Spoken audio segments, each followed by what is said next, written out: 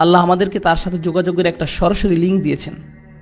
অন্য কোনো ধর্মে সেটা নেই, অন্য কোনো ধর্মে নেই। সালাতে আমরা যেটা অনুভব করি সেটা হচ্ছে আল্লাহর সাথে সরাসরি যোগাযোগ। আক্ষরিক অর্থেও সালাতের অর্থ হচ্ছে যোগাযোগ, আক্ষরিকভাবেও এটা যোগাযোগই বোঝায়। আর আল্লাহর যে কালাম আমরা সালাতে পড়ি তা দিয়ে হয় আমাদের সেই যোগাযোগ। এটা হচ্ছে আসমান থেকে জমিনে আল্লাহর প্রসারিত একটি দড়ি। আপনি সব সময় চাইবেন আরো বেশি পড়তে। কোরআনের সাথে আপনার যোগাযোগ যত বেশি হবে, আল্লাহর সাথে আপনার যোগাযোগ তত ভালো হবে। কোরআনের সাথে আপনার যোগাযোগ যত কম হবে, আল্লাহর থেকে আপনি তত দূরে সরবেন। এটা একটা প্রতিষ্ঠিত সত্য। আমাদের পুরো জীবনের একটা লক্ষ্য থাকতে হবে যে আমরা যেন এই বইয়ের আরো কাছে যেতে পারি। আর কেউ কখনোই বলতে পারে না যে তার কোরআনের কাছাকাছি, কেউ না। এটা এমন একটি সমুদ্র যা শেষ হবার নয়। আমি বলতে পারবো না আলহামদুলিল্লাহ এই লেকচার আপনাদের জন্য, আমার জন্য নয়। আসলে আগে আমার নিজের জন্যই, তারপরে আপনাদের জন্য বলছি আমি। কারণ আপনি যত গভীরে যাবেন যে আমি তো কিছুই জানি না, আমার আরো দরকার, আরো। এখন আসছে দোয়ার আয়াতটি, সুবহানাল্লাহ। এর প্রত্যেকটি শব্দ, প্রথমে শুরু করি ইদা দিয়ে, ওয়া ইদা সাআলাকা ইবাদি আন্নি, অর্থাৎ ইদা দিয়ে শুরু হয়েছে। ইদা অনুবাদ করা হয় যখন। আরবি এবং ইংলিশ দুইটাতেই একটা পার্থক্য আছে, যখন এবং যদির মাঝে। আমি চাই যে আপনারা যখন এবং যদির পার্থক্যটা বুঝুন। যদি এর আরবি হচ্ছে ইন। আল্লাহ বলেননি যে যদি আমার বান্দা আপনাকে জিজ্ঞেস করে আমার ব্যাপারে, বরং বলেছেন যখন জিজ্ঞেস করে। ধরুন একজন মায়ের কথা যার ছেলে আর্মিতে গেছে এবং সে যুদ্ধও গেছে, অনেক দিন মায়ের সাথে কোনো যোগাযোগ নেই, কোনো কল বা ইমেইল কিছুই না। মায়ের তো অবশ্যই ছেলের কথা মনে পড়বেই। মা কি বলবে, যখন আমার ছেলে আসবে তখন আমি খুশি হব? নাকি বলবে যদি আমার ছেলে আসে আমি খুশি হব?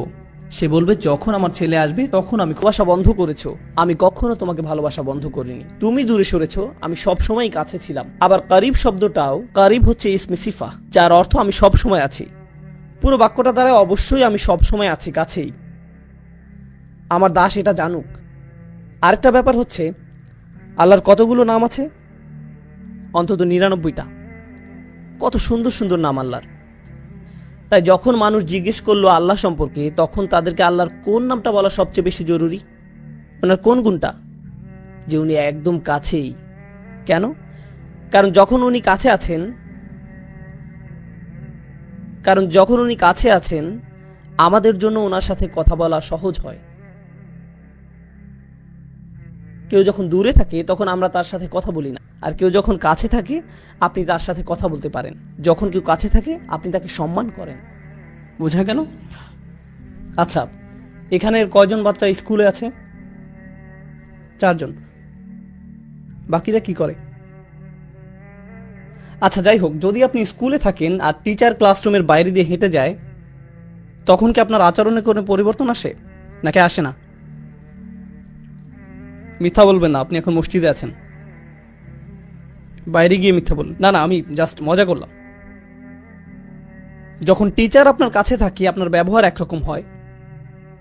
ধরুন আপনি একটা পরীক্ষা দিচ্ছেন, টিচার হেঁটে বেড়াচ্ছে, আপনি কি আপনার পরীক্ষার খাতা একটু ঢেকে ফেলেন না?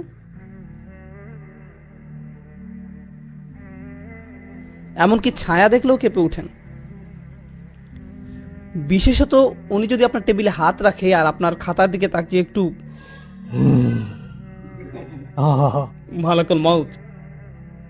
আমি আমার স্টুডেন্টদের সাথে এরকম করি, কারণ আমি তাদেরকে মানসিকভাবে টর্চার করতে পছন্দ করি। এটাই টিচিং এর সবচেয়ে বড় মজা। আপনি তাদেরকে নিয়ে খেলতে পারেন। আল্লাহ বলছেন যদি আমার দাস আমার সম্পর্কে জানতে চায় তাহলে বলুন আমি একদমই কাছে আছি। কেউ যখন কাছে থাকে, আপনি যখন আশেপাশে পুলিশ অফিসার দেখেন আপনি অন্যরকম আচরণ করেন। আপনি যখন দেখেন আপনার বস পাশে আছে, যখন জানেন টিচার কাছে আছে, আপনি ভিন্ন আচরণ করেন। যখন আপনি দেখেন আপনার মা পাশে আছে, বন্ধুদের সাথে ভিন্নভাবে কথা বলেন। যখন সে অন্য রুমে যায় তখন হয়তো আপনি আপনার বন্ধুর মুখে ঘুষি মেরে দেন। এই ধরনের কিছু করেন। যখন আপনি অনুধাবন করবেন যে আল্লাহ নিকটে, তখন আপনি সব সময়ের জন্য একদম ভিন্ন মানুষ হয়ে যাবেন, কারণ উনি সব সময় কাছে। এখন উনি যদি সবচেয়ে কাছেই হন, এরপর উনি কি বলছেন? উজিবু। উজিবু আরবিতে আজাবা মানে উত্তর দেওয়া। এছাড়াও আরেকটা শব্দ আছে ইস্তেজাবা। কোরআনের অন্য এক জায়গায় আল্লাহ বলছেন ফাস্তাজাবা লাহুম রব্বুহুম, তিনি আজাবা লাহুম বলেননি, তিনি বলেছেন ফাস্তাজাবা লাহুম। তাদের প্রভু তাদের ডাকে সাড়া দেন। দেখা যাচ্ছে দুইটা শব্দ আছে আরবিতে, আজাবা আর ইস্তেজাবা। আজাবা আর ইস্তেজাবা। আজাবা দিয়ে বোঝায় যেটা সাথে সাথে হবে। যখন আপনি কোনো দেরি করা ছাড়াই কাউকে জবাব দেন সেটাকে বলা হয় ইজাবা। আর যখন আপনি সময় নিয়ে জবাব দেন সেটাকে বলা হয় ইস্তেজাবা। আল্লাহ বলছেন উজিবু, এর মানে উনি কিভাবে দোয়ার উত্তর দেন? সাথে সাথে, কারণ উনি সবসময় কাছে। কেউ কেউ দোয়া করে আর বলে কখন আল্লাহ জবাব দিবেন, কখন আল্লাহ সাহায্য আসবে, আমি অসুস্থ, কখন আল্লাহ আমাকে সুস্থ করবেন, আমি চাকরি পাচ্ছি না, কখন আল্লাহ চাকরি দিবেন, আমার বিয়ে হচ্ছে না, কখন আল্লাহ আমার বিয়ে দিবেন, আমার মা একের পর এক বিয়ের প্রস্তাব নাকচ করছেন, কখন আল্লাহ তার অন্তরটা পরিবর্তন করবেন, এর নাক লম্বা, তার চোখ বেশি ছড়ানো, এ জানে না কিভাবে ঠিকমতো চা বানাতে হয়, এসব করে আমার বিয়ে হচ্ছে না, আমার মা সব নষ্ট করে দিচ্ছে, ইয়া আল্লাহ কেন আমার মা এরকম। আর আল্লাহ কি বলছেন? তিনি কখন সেটার জবাব দিবেন? সাথে সাথে। ও আরেকটা কথা, এগুলো সব রমজানের আয়াত, তাই না? তাই আপনি যদি সত্যি সত্যি চান আল্লাহ সাথে সাথে আপনার দোয়ার জবাব দিবেন রমজানে, আর আপনি যদি চান যে আল্লাহ আপনার কাছে আসবেন, তাহলে আগে নিজে আল্লাহর কাছাকাছি হন, বেশি বেশি কোরআন পড়ুন আর তারপর দোয়া করুন। কোরআন পড়ুন আর দোয়া করুন। রমজানে আপনার এরকমটাই করা উচিত। যখন আপনি বেশি বেশি দোয়া করা শুরু করবেন, তখন রমজান মাসটা উপভোগ করা শুরু করবেন। রমজানের আনন্দটাই হচ্ছে দোয়ার মাঝে।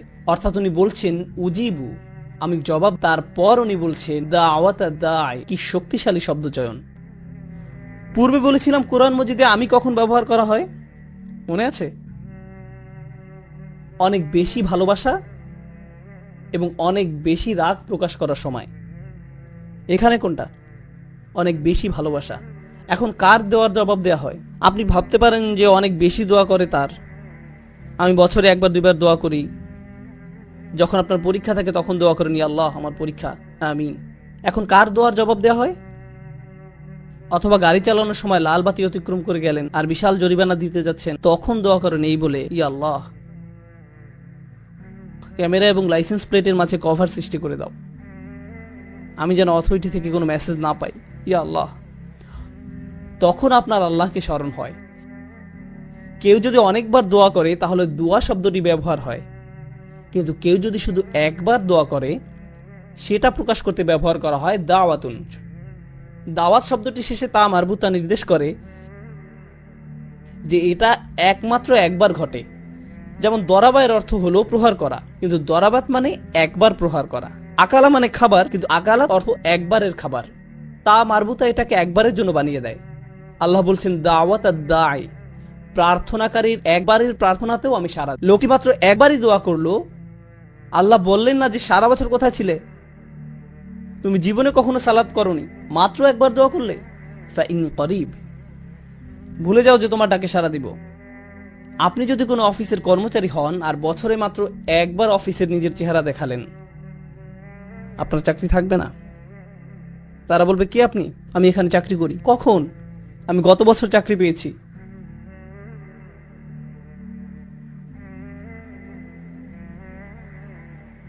বস কি বলবে? হ্যাঁ শিওর, হ্যাঁ এক্ষুনি আপনি শুরু করতে পারেন, আপনার জন্য একটা প্রমোশনের ব্যবস্থা করে দিই। না, এটা হবে না। দাওয়াত শব্দের মাধ্যমে আল্লাহ বলছেন যে জীবনে একবার দোয়া করা ব্যক্তির জন্য তিনি সাড়া দিবেন। নিজেকে এটা বলে বোঝাবেন না যে আমার তো দাড়ি নেই, নিজেকে এটা বলে বোঝাবেন না যে আমার তো দাড়ি নেই, আল্লাহ আমার ডাকে সাড়া দিবেন না। কেবল গোফ রয়েছে, আল্লাহ আমার দোয়া কবুল করবেন না। রমজানে মুভি দেখতে পারবো না, তাই আগে থেকে 3টা মুভি দেখে ফেলেছি, এখন আমি দোয়া করব, আল্লাহ তারপরও সাড়া দিবেন আপনার ডাকে। এটা শুনে আবার কেউ মুভি দেখতে যাবেন না। কখনো মনে করবেন না যে আল্লাহ আপনার দোয়ায় সাড়া দিবেন না। এবার আপনি বলতে পারেন আচ্ছা লোকটি একটি দোয়াই করেছে, কিন্তু হতে পারে যে সে একজন খুব ভালো মানুষ, হতে পারে যে সে একজন সালেহ, একজন মুমিন হতে পারে, তার অনেক তাকওয়া আছে, কিংবা তার ইলম বেশি। এও হতে পারে যে সে তওবা করেছে। উজিবুদ দাওয়াত দাই, আমি তার আহ্বানে সাড়া দেই যে তওবা করে। আল্লাহ তা বলেননি, তিনি বলেছেন আমি সেই মানুষটিকে সাড়া দেই, দাওয়া তার একটি দোয়াতেই সাড়া দেই। আর দা যে ডেকেছে, এই মানুষটির উদাহরণ কিরূপ? সে কি করেছে? সে ডেকেছে। অন্য কথায় আল্লাহ কি তার কাছ থেকে অন্য কোনো গুণ আশা করেছেন? তিনি কি বলেছেন দাওয়াতুল মুসাল্লি, দাওয়াতুল মুত্তাকি, দাওয়াতুল মুমিন না। তিনি বলেননি যে আপনার তাকওয়া থাকতে হবে, আপনার ঈমান থাকতে হবে, বলেননি আপনার ইলম থাকতে হবে, এই দোয়ায় বলেননি। কেন? কারণ আল্লাহ এখানে সেই সব মানুষের সাথে কথা বলছেন যারা আল্লাহ থেকে বহু দূরে চলে গেছে, এবং তিনি প্রথমেই তাদের বলছেন যে দেখো আমি কাছেই আছি। এরপর তিনি তাদের বলেন দেখো আমি জানি এই একটি দোয়া ছাড়া তোমাদের কাছে এই মুহূর্তে আর কিছুই নেই, ঠিক আছে দাও আমাকে এই একটি দোয়াই দাও। যদিও তুমি একজন দায়ী, শুধুই একজন আহ্বানকারী, তোমার জন্য আমার কাছে আর কোনো বিবরণ নেই। আমি তোমাকে এখনো পর্যন্ত একজন সালেহ ডাকতে পারি না, মুসলিম ডাকতে পারি না, মুমিন ডাকতে পারি না, আমি তোমাকে কিছুই ডাকতে পারি না। আমি শুধু তোমাকে ডেকেছি একজন দায়ী হিসাবে, একজন আহ্বানকারী। সুবহানাল্লাহ, সেটি কোনো যোগ্যতাই নয়। আরো আগানোর আগে বলে রাখি, আমি বলেছিলাম কখনো একজন বসের 500 জন কর্মচারী থাকে, সে কি তাদের সকলের নাম জানে? না, বিশেষ করে সেই কর্মচারীকে যে তাকে পুরো জীবনে মাত্র একটি ইমেইল করেছে। একটি ইমেইল কিভাবে সে তাকে মনে রাখবে? কর্মচারীটি যদি তাকে টেক্সট মেসেজ পাঠায়, সে জানবে না নাম্বারটি কোথা থেকে এসেছে। আল্লাহ বলেননি উজিবুদ্দা আওয়াতাদ দাঈন, তিনি বলেছেন উজিবুদ্দা আওয়াতাদ দাঈ। এই শব্দটির মধ্যে থাকা আলিফ লাম তাকে মারিফা বানিয়ে দেয়, অর্থাৎ যথাযথ এবং নির্দিষ্ট করে দেয়। অন্যভাবে বলা যায়, যে কেউ আল্লাহকে ডাকে, আল্লাহ বলেন না যে কোনো একজন শুধুই ডেকেছে, তিনি বলেন সেই জন আমাকে ডেকেছে, সেই নির্দিষ্ট মানুষটি। আপনি আল্লাহর কাছে নির্দিষ্ট, তিনি আপনাকে বিশেষভাবে ব্যক্তিগতভাবে চিনেন। কোনো ডাক্তার আপনার নাম মনে রাখতে পারবে না যদি তাকে দিনে 100টা রোগী দেখতে হয়। সে এভাবে বলে চেষ্টা করবে, মুহাম্মদ কেমন আছো, চলে এসো। সবাই মুহাম্মদ, অন্তত সম্ভাবনা তো আছে। সে আপনাকে নামে চিনতে পারবে না। আপনি জানেন আমি মানুষের সাথে মিশি, আল্লাহ আমি তাদের সাথে মিশি। তখন আমি বলটা মরেছিলাম, একজন বয়স্ক ব্যক্তি আমার কাছে এলেন, বললেন বেটা কেমন আছো, আমার মনে পড়ে তুমি খুব ছোট ছিলে, তখন মসজিদের ভিতর ছোটাছুটি করতে। আমি তখন মনে মনে ভাবছি, হায় আমি তো টেক্সাসে থেকে, কিন্তু মুখে বললাম জি আমার মনে আছে। আমি কথা চালিয়ে গেলাম। আল্লাহ আজ্জা ওয়া জাল্লা নির্দিষ্ট রূপ পর্যন্ত চিনেন।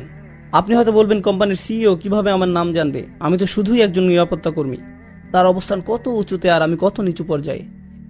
কিভাবে একজন প্রেসিডেন্ট তার দেশের একজন অধিবাসীকে চিনবে? কিভাবে এটি সম্ভব? আপনারা সবাই যদি আমার কাছে এসে নিজেদের নাম বলেন, আমার কি মনে থাকবে? আমি জানি না, সত্যি আমি জানি না। কারো কাছে যদি আমার ফোন নাম্বার থাকে, প্লিজ কেউ ফোন নাম্বার নিবেন না, কিন্তু যদি থেকে থাকে, যদি আমাকে একটা SMS পাঠান আর আমার কাছে নাম্বারটি সেভ করা নেই, আমি কি জানবো এটা কে পাঠিয়েছে?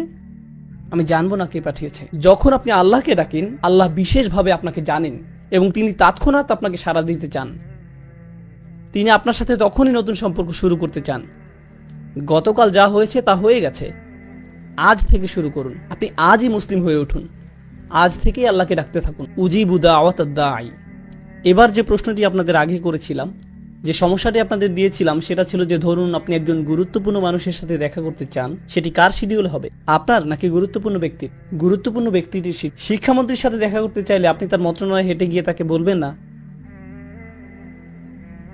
যে হেই চলুন আপনার সাথে আমার 1 মিনিট কথা আছে।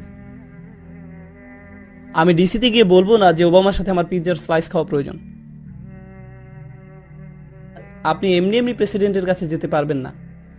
আপনি যদি একজন কর্মচারী হন, যেমন কেউ যদি আগে মাইক্রোসফটে কাজ করত যখন বিল গেটস ছিল, আপনি বলবেন হেই বিল আমার সাথে পিৎজা খাবে? আপনি সেটা করবেন না, আপনার জন্য তার সময় নেই। আল্লাহকে ডাকার ভালো সময় কোনটি? মানুষ বলে কোন সময়টি আল্লাহর কাছে দোয়া করার জন্য উত্তম, মানুষ তাই বলে। আর অবশ্যই আমরা রমজান নিয়ে কথা বলছি। তিনি কি বলেন এই ব্যাপারে? তিনি বলেন উজিবু দাওয়াতা দাঈ ইজা, যে কোনো সময়, যে কোনো সময়, দানি যখনই সে ডেকেছে, যখনই তুমি আমাকে ডাকবে তখনই আমি তোমাকে সাড়া দিব। সকালে ডাকো আমি সাড়া দিব, বিকেলে ডাকো আমি সাড়া দিব, ঘুমোতে যাওয়ার আগে ডাকো আমি সাড়া দিব। সুবহানাল্লাহ, এটি সম্পূর্ণ আয়াত নয়, এটি আয়াতের প্রথম অংশ। আমি তোমাকে সাড়া দিব যখনই তুমি আমাকে ডাকবে, এটি আল্লাহর আহ্বান। এটা কিভাবে হয় যে আমরা এই আহ্বানকে উপেক্ষা করে যাই? কিভাবে একজন মানুষ আল্লাহর বাণী শুনে দোয়া না করে থাকতে পারে? আমি বুঝতে পারি না। তারপর তিনি বলেন এতক্ষণে আমি তোমাকে আহ্বান করলাম, আমার আহ্বান হলো আমি তোমার কাছেই আছি, আমি যে কোনো সময় তোমার ডাক শুনতে প্রস্তুত।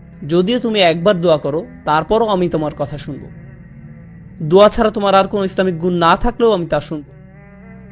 তবে তোমার কি করা উচিত? আল্লাহ আপনার জন্য এত সব করছেন, আপনি তার জন্য কি করবেন? তিনি বলেন ফালিয়াস্তাজিবু লি। আগে দুইটা শব্দের কথা বলেছিলাম, আজাবা আর ইস্তেজাবা। ইস্তেজাবা মানে হলো উত্তর দেওয়ার চেষ্টা করা। কেউ আমাকে বললো, ভাই আপনার সাথে লাঞ্চ করতে চাই, আমি বলবো আমি সময় বের করতে চেষ্টা করব। আমি জানি না আমি এটা পারবো কিনা। চেষ্টা করার মানে আপনি সফল হতেও পারেন, আবার ব্যর্থও হতে পারেন।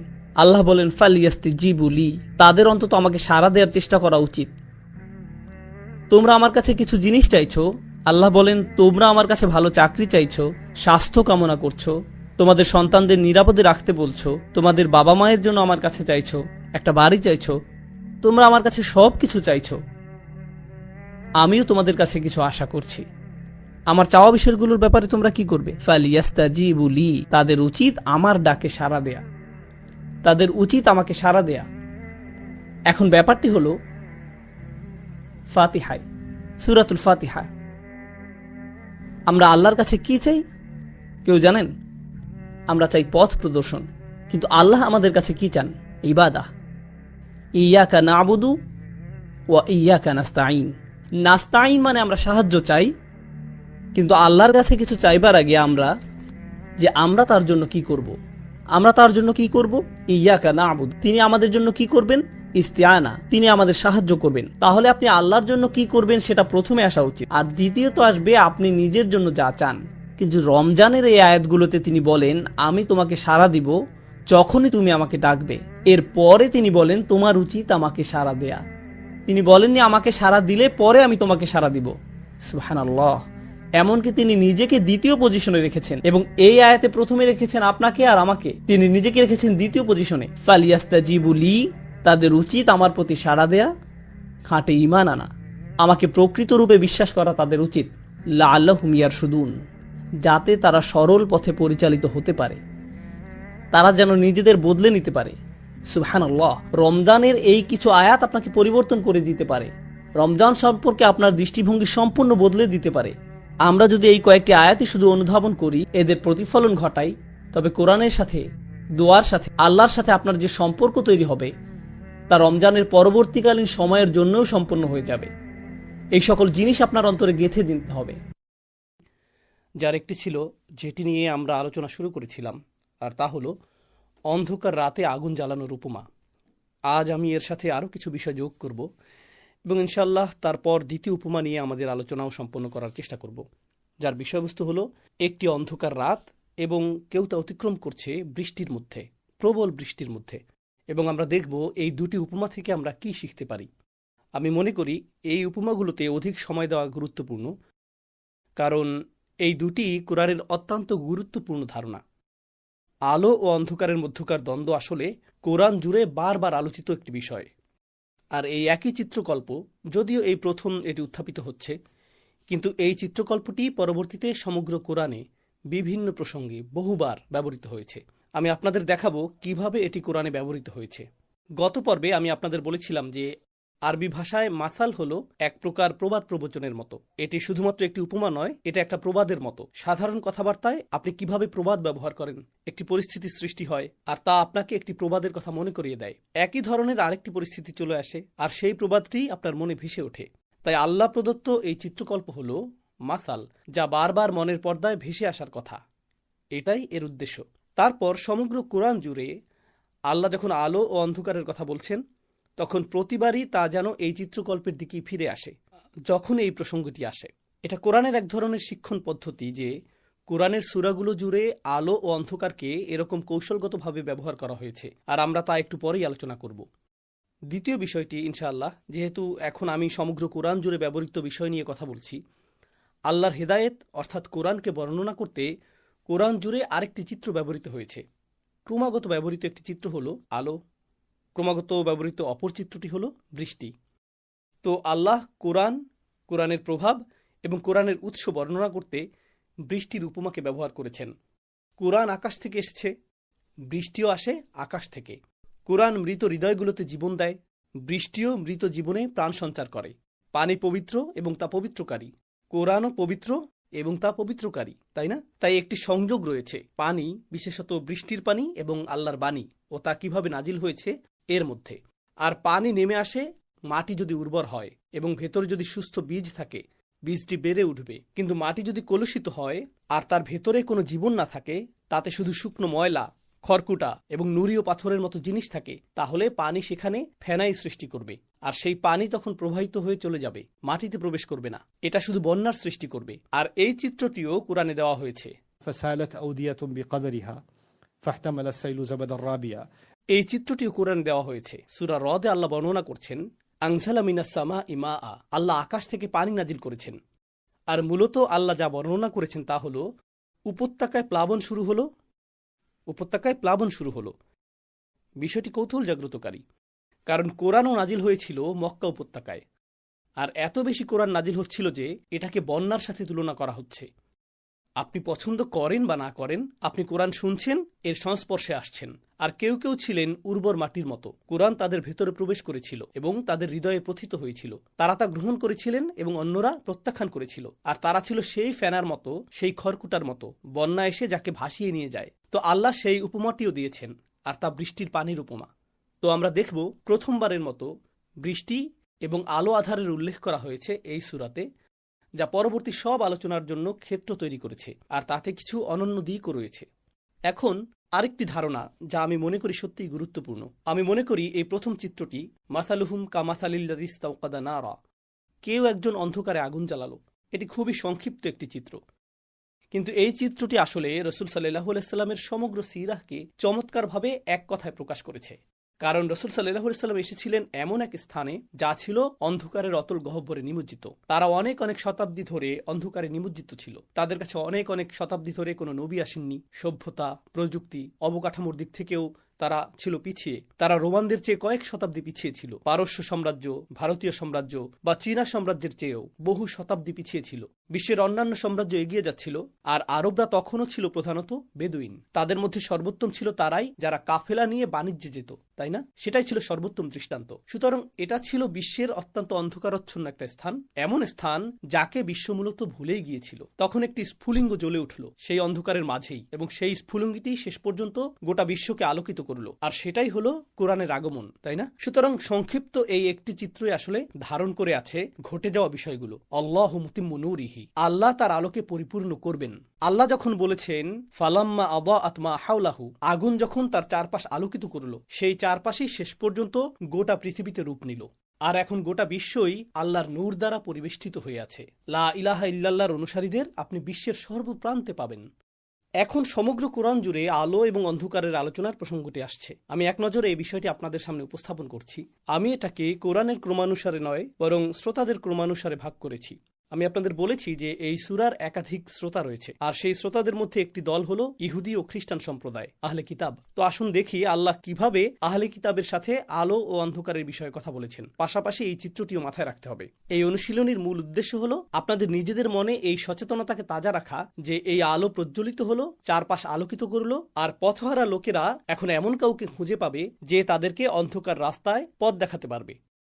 আর সর্বশেষ প্রারম্ভিক বক্তব্যটি হলো, আল্লাহ যখন কোরআনে আলোর কথা বলেছেন, তিনি গতিশীলতার কথা বলেছেন। আপনি বসে থেকে বারবিকিউ করার জন্য আগুন জ্বালাচ্ছেন না, আপনি আগুন জ্বালাচ্ছেন কারণ আপনার জানা প্রয়োজন যে কোথায় যেতে হবে। আলোর উদ্দেশ্য হলো এর দ্বারা আপনি পথ নির্দেশ লাভ করবেন। যদি 100 জন মানুষ থাকে এবং তাদের মধ্যে মাত্র একজনের কাছে বাতি থাকে বা একজনের কাছে আলো থাকে, তাহলে বাকি সবাই সেই একজনের উপরই ভরসা করবে যার কাছে আলো আছে। আর যতক্ষণ তারা আলো দেখতে পাবে ততক্ষণ তাকে অনুসরণ করে নিজেদের পথ খুঁজে নেবে। তো এটা মাথায় রেখে এখন আসুন কোরআনের কয়েকটি স্থানের বর্ণনা। রাসূল এসেছেন যিনি তোমাদের এমন অনেক বিষয় প্রকাশিত করেছেন যা তোমরা তোমাদের কিতাব থেকে গোপন করে রাখতে, তোমরা তা গোপন করতে। রাসূল তা প্রকাশিত করেছেন, তাই না?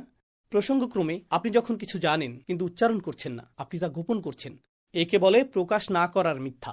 আর সেই চিত্রটি কি বর্ণনা করে? সুম্মুম বুকমুন, বধির, বোবা, কথা বলতে অক্ষম, অর্থাৎ তারা প্রকাশ করতে অস্বীকার করে। এটা তাদের জন্য অপমানজনক। ওয়ায়াফু আন কাসীর, আর বহু বিষয় আল্লাহ এখনো প্রকাশ করেননি, তিনি তা ক্ষমা করেছেন। قد جاءكم من الله نور وكتاب مبين। এখন আল্লাহর পক্ষ থেকে তোমাদের কাছে এসেছে একটি আলো এবং একটি কিতাব যা পথ দেখায়, স্পষ্টতা দান করে। يهدي به الله من اتبع رضوانه আল্লাহ এই নূরের মাধ্যমে এবং এই আলোকিত কিতাবের মাধ্যমে পথ প্রদর্শন করেন, যে তার সন্তুষ্টির অনুসরণ করতে চায়, যে আল্লাহর পছন্দনীয় পথ অনুসরণ করতে চায়, সুবুল আসসালাম, শান্তির পথসমূহ। ويخرجهم من الظلمات إلى النور আবারও একই দৃশ্যপট, তিনি তাদেরকে বহুবিধ অন্ধকার থেকে বের করে আলোর দিকে নিয়ে আসেন।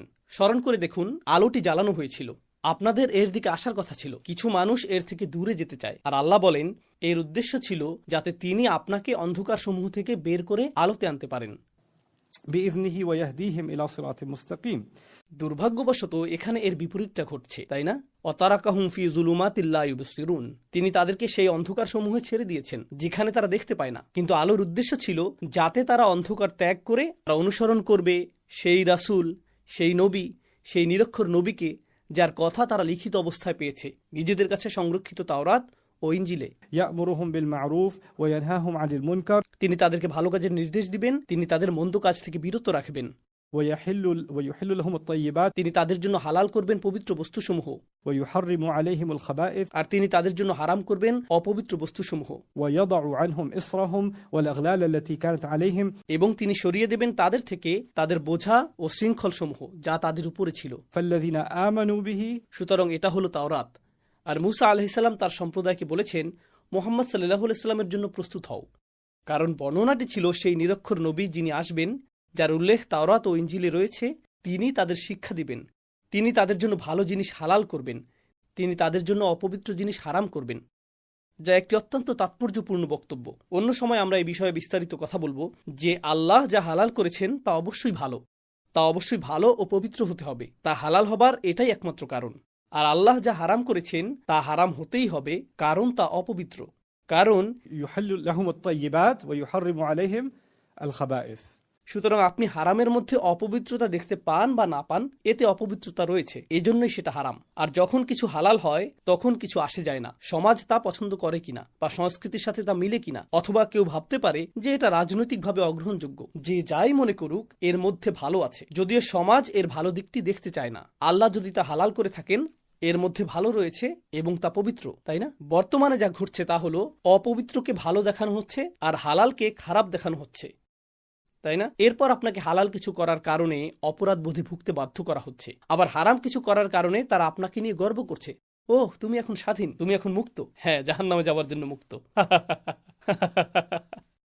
এখন এই আয়াতের শেষাংশটি শুনুন, ফাল্লাযীনা আমানু বিহি, অতঃপর যারা তার উপর ঈমান আনবে, যারা তার উপর ঈমান এনেছে, অর্থাৎ নবী মুহাম্মদের আগমনে সাল্লাল্লাহু আলাইহি সাল্লাম, وعزروه ونصروه যারা তাকে সম্মান করবে ও সাহায্য করবে, واتبعوا النور الذي أنزل معه এবং তারা অনুসরণ করবে সেই নূরকে যা তার সাথে অবতীর্ণ হবে, যে নূর তার সাথে অবতীর্ণ হবে। উপমাটি ছিল কেউ আগুন জ্বালালো আর সে এগিয়ে চলছে, এই জানিও, কারণ এটি সূরা তালাকের একটি আয়াত যেখানে আল্লাহ তালাকের বিধান দিয়েছেন। আর সেই বিধানগুলোর মাঝখানে আল্লাহ বলেছেন, আল্লাহ তোমাদের কাছে একজন রাসূল প্রেরণ করেছেন সুস্পষ্ট আয়াতসমূহ তিলাওয়াত করার জন্য, যাতে তোমরা অন্ধকার থেকে আলোর দিকে বেরিয়ে আসতে পারো। অন্য কথায়, যদি তুমি এই বিধানগুলোর অনুসরণ না করো তাহলে তুমি অন্ধকারে রয়েছো, তুমি যদি এই বিধানগুলো উপেক্ষা করে থাকো তাহলে তুমি অন্ধকারে রয়েছো। অতএব তুমি এই বিধানগুলো অনুসরণ করা শুরু করো যাতে আলোর পথে আসতে পারো। সুবহানাল্লাহ।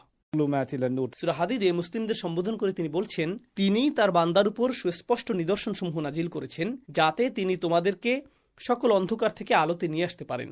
বারবার অন্ধকার থেকে আলো, অন্ধকার থেকে আলো, অন্ধকার থেকে আলো, এখানে মুসলিমদের কথা বলা হচ্ছে। জানেন এটা কি প্রকাশ করছে? এই আয়াতগুলো থেকে মুসলিমদের একটা বিষয়ে স্পষ্টভাবে উপলব্ধি করা উচিত, আমরা আলোর মধ্যে নেই। কারণ আপনি যদি ইতিমধ্যেই আলোর মধ্যে থাকেন, আপনাকে তো বের করে আনার প্রয়োজন নেই। আপনাকে অন্ধকার থেকে আলোর দিকে বের করে আনার একমাত্র কারণ হলো আপনি কোনো ধরনের অন্ধকারে রয়েছেন। আর আমরা সকলে একই স্তরের অন্ধকারে নেই, কারণ একাধিক অন্ধকারের কথা বলা হয়েছে যা একাধিক স্তরের ইঙ্গিত দেয়। সুতরাং আপনি আলোর যত কাছাকাছি আপনি তত কম অন্ধকারে। আপনি যদি একটু দূরে থাকেন, এক ধাপ দূরে, এক ধাপ কম আলো, এক ধাপ, দুই ধাপ কম, তিন ধাপ কম, আপনি আলো থেকে যত দূরে যাবেন তত বেশি অন্ধকারে থাকবেন। তাই আল্লাহ বর্ণনা করছেন, মুসলিমরা সর্বদাই নিজেদেরকে কোনো না কোনো স্তরের অন্ধকারে খুঁজে পাবে, আর আল্লাহ তার বাণীর মাধ্যমে ক্রমাগত তাদেরকে সেই অন্ধকার থেকে বের করে আনবেন। আমরা একেবারে চূড়ান্তভাবে পরিশুদ্ধ হয়ে যাইনি। যেমন খ্রিস্টানরা বলে থাকে, আমি এখন আলোর মধ্যে আছি, যিশুর আলোয় আলোকিত।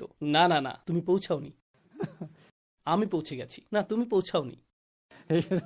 আমাদের ক্ষেত্রে আমরা বারবার অন্ধকারে চলে যাই, আমাদের আবারও বের করে আনতে হয়, তারপর আমরা আবার ফিরে যাই এবং আমাদের আবার বের করে আনতে হয়। তো এটা অন্ধকার ও আলোর মধ্যে একটা অবিরাম সংগ্রাম, যা প্রত্যেক মুমিনকে তার সমস্ত জীবন ধরে অতিক্রম করতে হয়। আর আল্লাহ বলেছেন, আল্লাহ তোমাদের বের করে আনতে থাকেন। يخرجك আখরাজাকুম না, যে তিনি তোমাদেরকে বের করেছেন, না না না, তিনি অবিরত তোমাদেরকে বের করে আনেন অন্ধকার থেকে আলোর দিকে। বিষয়টি এখন আরো সুন্দর ও চিত্তাকর্ষক হয়ে উঠেছে। يا أيها الذين آمنوا اتقوا الله সূরা হাদীদের শেষের দিকে তিনি বলছেন, তোমাদের মধ্যে যারা ঈমান এনেছো আল্লাহকে ভয় করো وآمنوا برسوله এবং তার রাসূলের প্রতি ঈমান আনো। يؤتكم كفلين من رحمته তিনি তোমাদেরকে তার রহমত থেকে দ্বিগুণ দান করবেন, তিনি দ্বিগুণ রহমত প্রদান করবেন। চমৎকারভাবে এই আয়াতগুলোতে আল্লাহকে ভয় করার কথা এসেছে এবং তার রসুলের প্রতি বিশ্বাসের কথা এসেছে সাল্লাল্লাহু আলাইহি সাল্লাম। এটা স্মরণে রাখুন, এটা সহজ মনে হয়, আপনি এটা লক্ষাধিকবার শুনেছেন। যেহেতু আমি আপনাদের সামনে এই সারসংক্ষেপটির সমাপ্তি টানছি এবং আমরা প্রথম দুটি উদাহরণে কিছু বিষয় দেখতে পাবো যা আমাদের আলোচনার মূল বিষয়। আয়াতটি লক্ষ্য করুন, ويجعل لكم نورا تمشون به এবং তিনি তোমাদের জন্য একটি আলো স্থাপন করবেন যার সাহায্যে তোমরা চলতে পারবে। দেখতে পাচ্ছেন আলো নিয়ে চলার এবং আলো নিয়ে যাত্রা করার চিত্রকল্পটি এবং আমাদের জন্য আলো কতটা গুরুত্বপূর্ণ। জাওয়াদ আজ আমাকে একটা কথা বলেছিল, এটা আসলে সত্য যে আমরা এমন এক সময় বাস করছি যেখানে প্রকৃত অর্থে অন্ধকার আসলে কি তা আমরা সত্যিই জানি না, কারণ রাস্তায় সবসময়ই বাতি থাকে, সব জায়গাতেই কোনো না কোনো অট্টালিকা আছে। আর আপনি যদি বাস্তবে অন্ধকার কেমন তা অনুভব করতে চান তাহলে আপনাকে মরুভূমিতে অথবা বনের গভীরে যেতে হবে, যেখানে কোনো গাড়ি নেই, কোনো প্রযুক্তি নেই, কোনো কিছুই নেই, কোনো ডিভাইস নেই, ব্যাটারি নিষ্ক্রিয়, কিছুই কোনো কিছুকে আলোকিত করতে পারবে না। আর আপনি সেখানে আছেন গভীর অন্ধকারের গহীনে। এই চিত্রকল্পের শক্তি কি তা উপলব্ধি করার জন্য আরবরা প্রতি রাতে ভ্রমণ করার সময় যেমনটা দেখত, অন্ধকার আসলে কেমন তা তারা অনুভব করত। আমাদের সত্যিই সেই অভিজ্ঞতা নেই। তো তিনি বলেছেন, يجعل لكم نورا تمشون به ويغفر لكم তিনি এভাবেই তোমাদের ক্ষমা করবেন। এখন চিত্রকল্প পরিবর্তিত হচ্ছে। এই সকল চিত্রকল্পে আমাদের আল্লাহর হিদায়াত অনুসরণ করার বিষয় বলা হয়েছে, যেখানে আল্লাহর বাণী আলো হিসেবে বর্ণিত হয়েছে। রাসূল সাল্লাল্লাহু আলাইহি সাল্লাম সেই আলো বহন করেছেন, তিনি হেঁটে চলছেন, তো আপনি তাকে অনুসরণ করবেন এবং আপনি আল্লাহর বাণীর অনুসরণ করবেন। সুতরাং এটাই আল্লাহ ও তার রাসূলকে অনুসরণ করা, আলো অর্থাৎ কোরআনের অনুসরণ করা এবং কোরআন বহনকারীকে অনুসরণ করা, যিনি হলেন রাসূল সাল্লাল্লাহু আলাইহি সাল্লাম। যদি আপনি প্রথম উপমাটি লক্ষ্য করেন, الذي استوقد نارا আল্লাযী, যে আগুন জ্বালাচ্ছিল, যে আগুন জ্বালানোর চেষ্টা করছিল, সেটা রাসূল সাল্লাল্লাহু আলাইহি সাল্লামের প্রতি একটি ইঙ্গিত হতে পারে। পরবর্তী উপমায় আপনি দেখবেন এটা বৃষ্টির উপমা, বৃষ্টির উপমা। পরবর্তী যে উপমাটি আমরা অধ্যয়ন করতে যাচ্ছি সেটি হলো বৃষ্টি সম্পর্কিত। তো একটি উপমা ছিল একজন ব্যক্তি সম্পর্কে এবং অন্যটি ছিল আকাশ থেকে আগত একটি ব্যবস্থাপনা সম্পর্কে, যা কিসের অনুরূপ? স্বয়ং কুরআনের। তো এটা এরকম যে একটি উপমা রাসূলকে ইঙ্গিত করেছে এবং অন্যটি এই বাণীকে ইঙ্গিত করছে, তা হলো কোরআন। এটা কোরআন বহনকারী মানুষটি সাল্লাল্লাহু আলাইহি সাল্লাম, আর তারপর এটা আল্লাহর বাণী নিজেই যা নাজিল হয়েছে। এই দুটি ভিন্ন উপমায় তাদের উভয়কেই তুলে ধরা হয়েছে। যদি আমরা আসলে এখনো দ্বিতীয় উপমার আলোচনা শুরু করিনি, কিন্তু আমি আপনাদের কাছে যা বলতে চাই তা হলো আল্লাহর বাণী নিয়ে জীবনের পথ চলা এবং আলোকের পানে এগিয়ে চলার যাত্রা, এটি প্রকৃতপক্ষে কিয়ামতের দিন প্রকৃত অন্ধকার ও প্রকৃত উজ্জ্বলতায় পরিণত হবে। না, সূরা হাদীদ দেখে নেবেন, শেষের দিকে আল্লাহ বলেন যে খুব ভালো প্রতারক, সে তোমাদের প্রতারিত করেছে, চূড়ান্ত প্রতারক তোমাদেরকে প্রতারিত করেছে। আর চূড়ান্ত প্রতারকটি কে? শয়তান। আমরা এই আয়াতগুলো থেকে মুনাফিকদের সম্পর্কে কি শিখছি? ওয়াইদা খলাউ ইলা শায়াতিনহিম ক্বালু ইন্না মাআকুম, তারা তাদের শয়তানদের কাছ থেকে পরামর্শ নিতে যেত এবং সেই শয়তানদের উপর তাদের এমন একজন নেতা ছিল যাকে তারাও দেখতে পেত না, সেটা ছিল আল গরুর। সুতরাং তোমরা প্রতারিত হয়েছ, এখন এটা তোমাদেরই বিরুদ্ধে। এই ছিল আলো ও অন্ধকারের চিত্রকল্প যা ঈমানদারদের সাথে সম্পর্কিত। তারপর সমগ্র মানবজাতির জন্য আলো ও অন্ধকার প্রযোজ্য। তো আমি আহলে কিতাব সম্পর্কে বলেছি, তারপর আমি মুমিনদের সম্পর্কে বলেছি, এখন আমরা সমগ্র তিনি তাদের শ্রবণ শক্তি ও দৃষ্টিশক্তি কেড়ে নিতেন, অর্থাৎ আল্লাহ এখনও তা করেননি। তো জানেন বিষয়টি কি? তারা অন্ধকারের এমন স্তরে রয়েছে যা শেষ সীমার বেশ কাছাকাছি, তারা বিপদ সীমার কাছে পৌঁছে যাচ্ছে। আপনি যদি সতর্ক না হন, খারাপ কিছু ঘটে যাবে, তাই না? অতএব ফিরে আসাই শ্রেয়। আমার এক বন্ধুর কথা মনে পড়ছে, যিনি হৃদরোগ বিশেষজ্ঞ। তিনি একজন ডাক্তার, তিনি মৃদুভাষী ডাক্তার নন। তিনি তার রোগীদের সাথে যা করেন তা বেশ জঘন্য। তিনি বলতেন একমাত্র এভাবেই তারা শুধরাবে। আমার এমন রোগী আছে যারা স্থূলকায়, তারা অস্বাস্থ্যকর খাবার খায়, তাদের হার্ট ব্লক হয়ে যাচ্ছে। তিনি তাদের বলেন, আপনি তো 2 মাসের মধ্যেই মারা যাবেন। আমি এখন কি করব? হ্যাঁ, আপনি মারা যাবেন। কোনো সার্জারি আপনাকে বাঁচাতে পারবে না। আপনি বাঁচতে চান না, আপনি তো আজে বাজে খাবার খেতে চান। হ্যাঁ, খেতে থাকুন। আসলে আমার মতে 2 মাস কেন অপেক্ষা করবেন? দ্বিগুণ পরিমাণে এইসব খাবার খান আর নিজেকে শেষ করে দেন। আমার অন্য রুগী দেখার আছে, কারণ আপনি তো পরিবর্তন হতে চান না।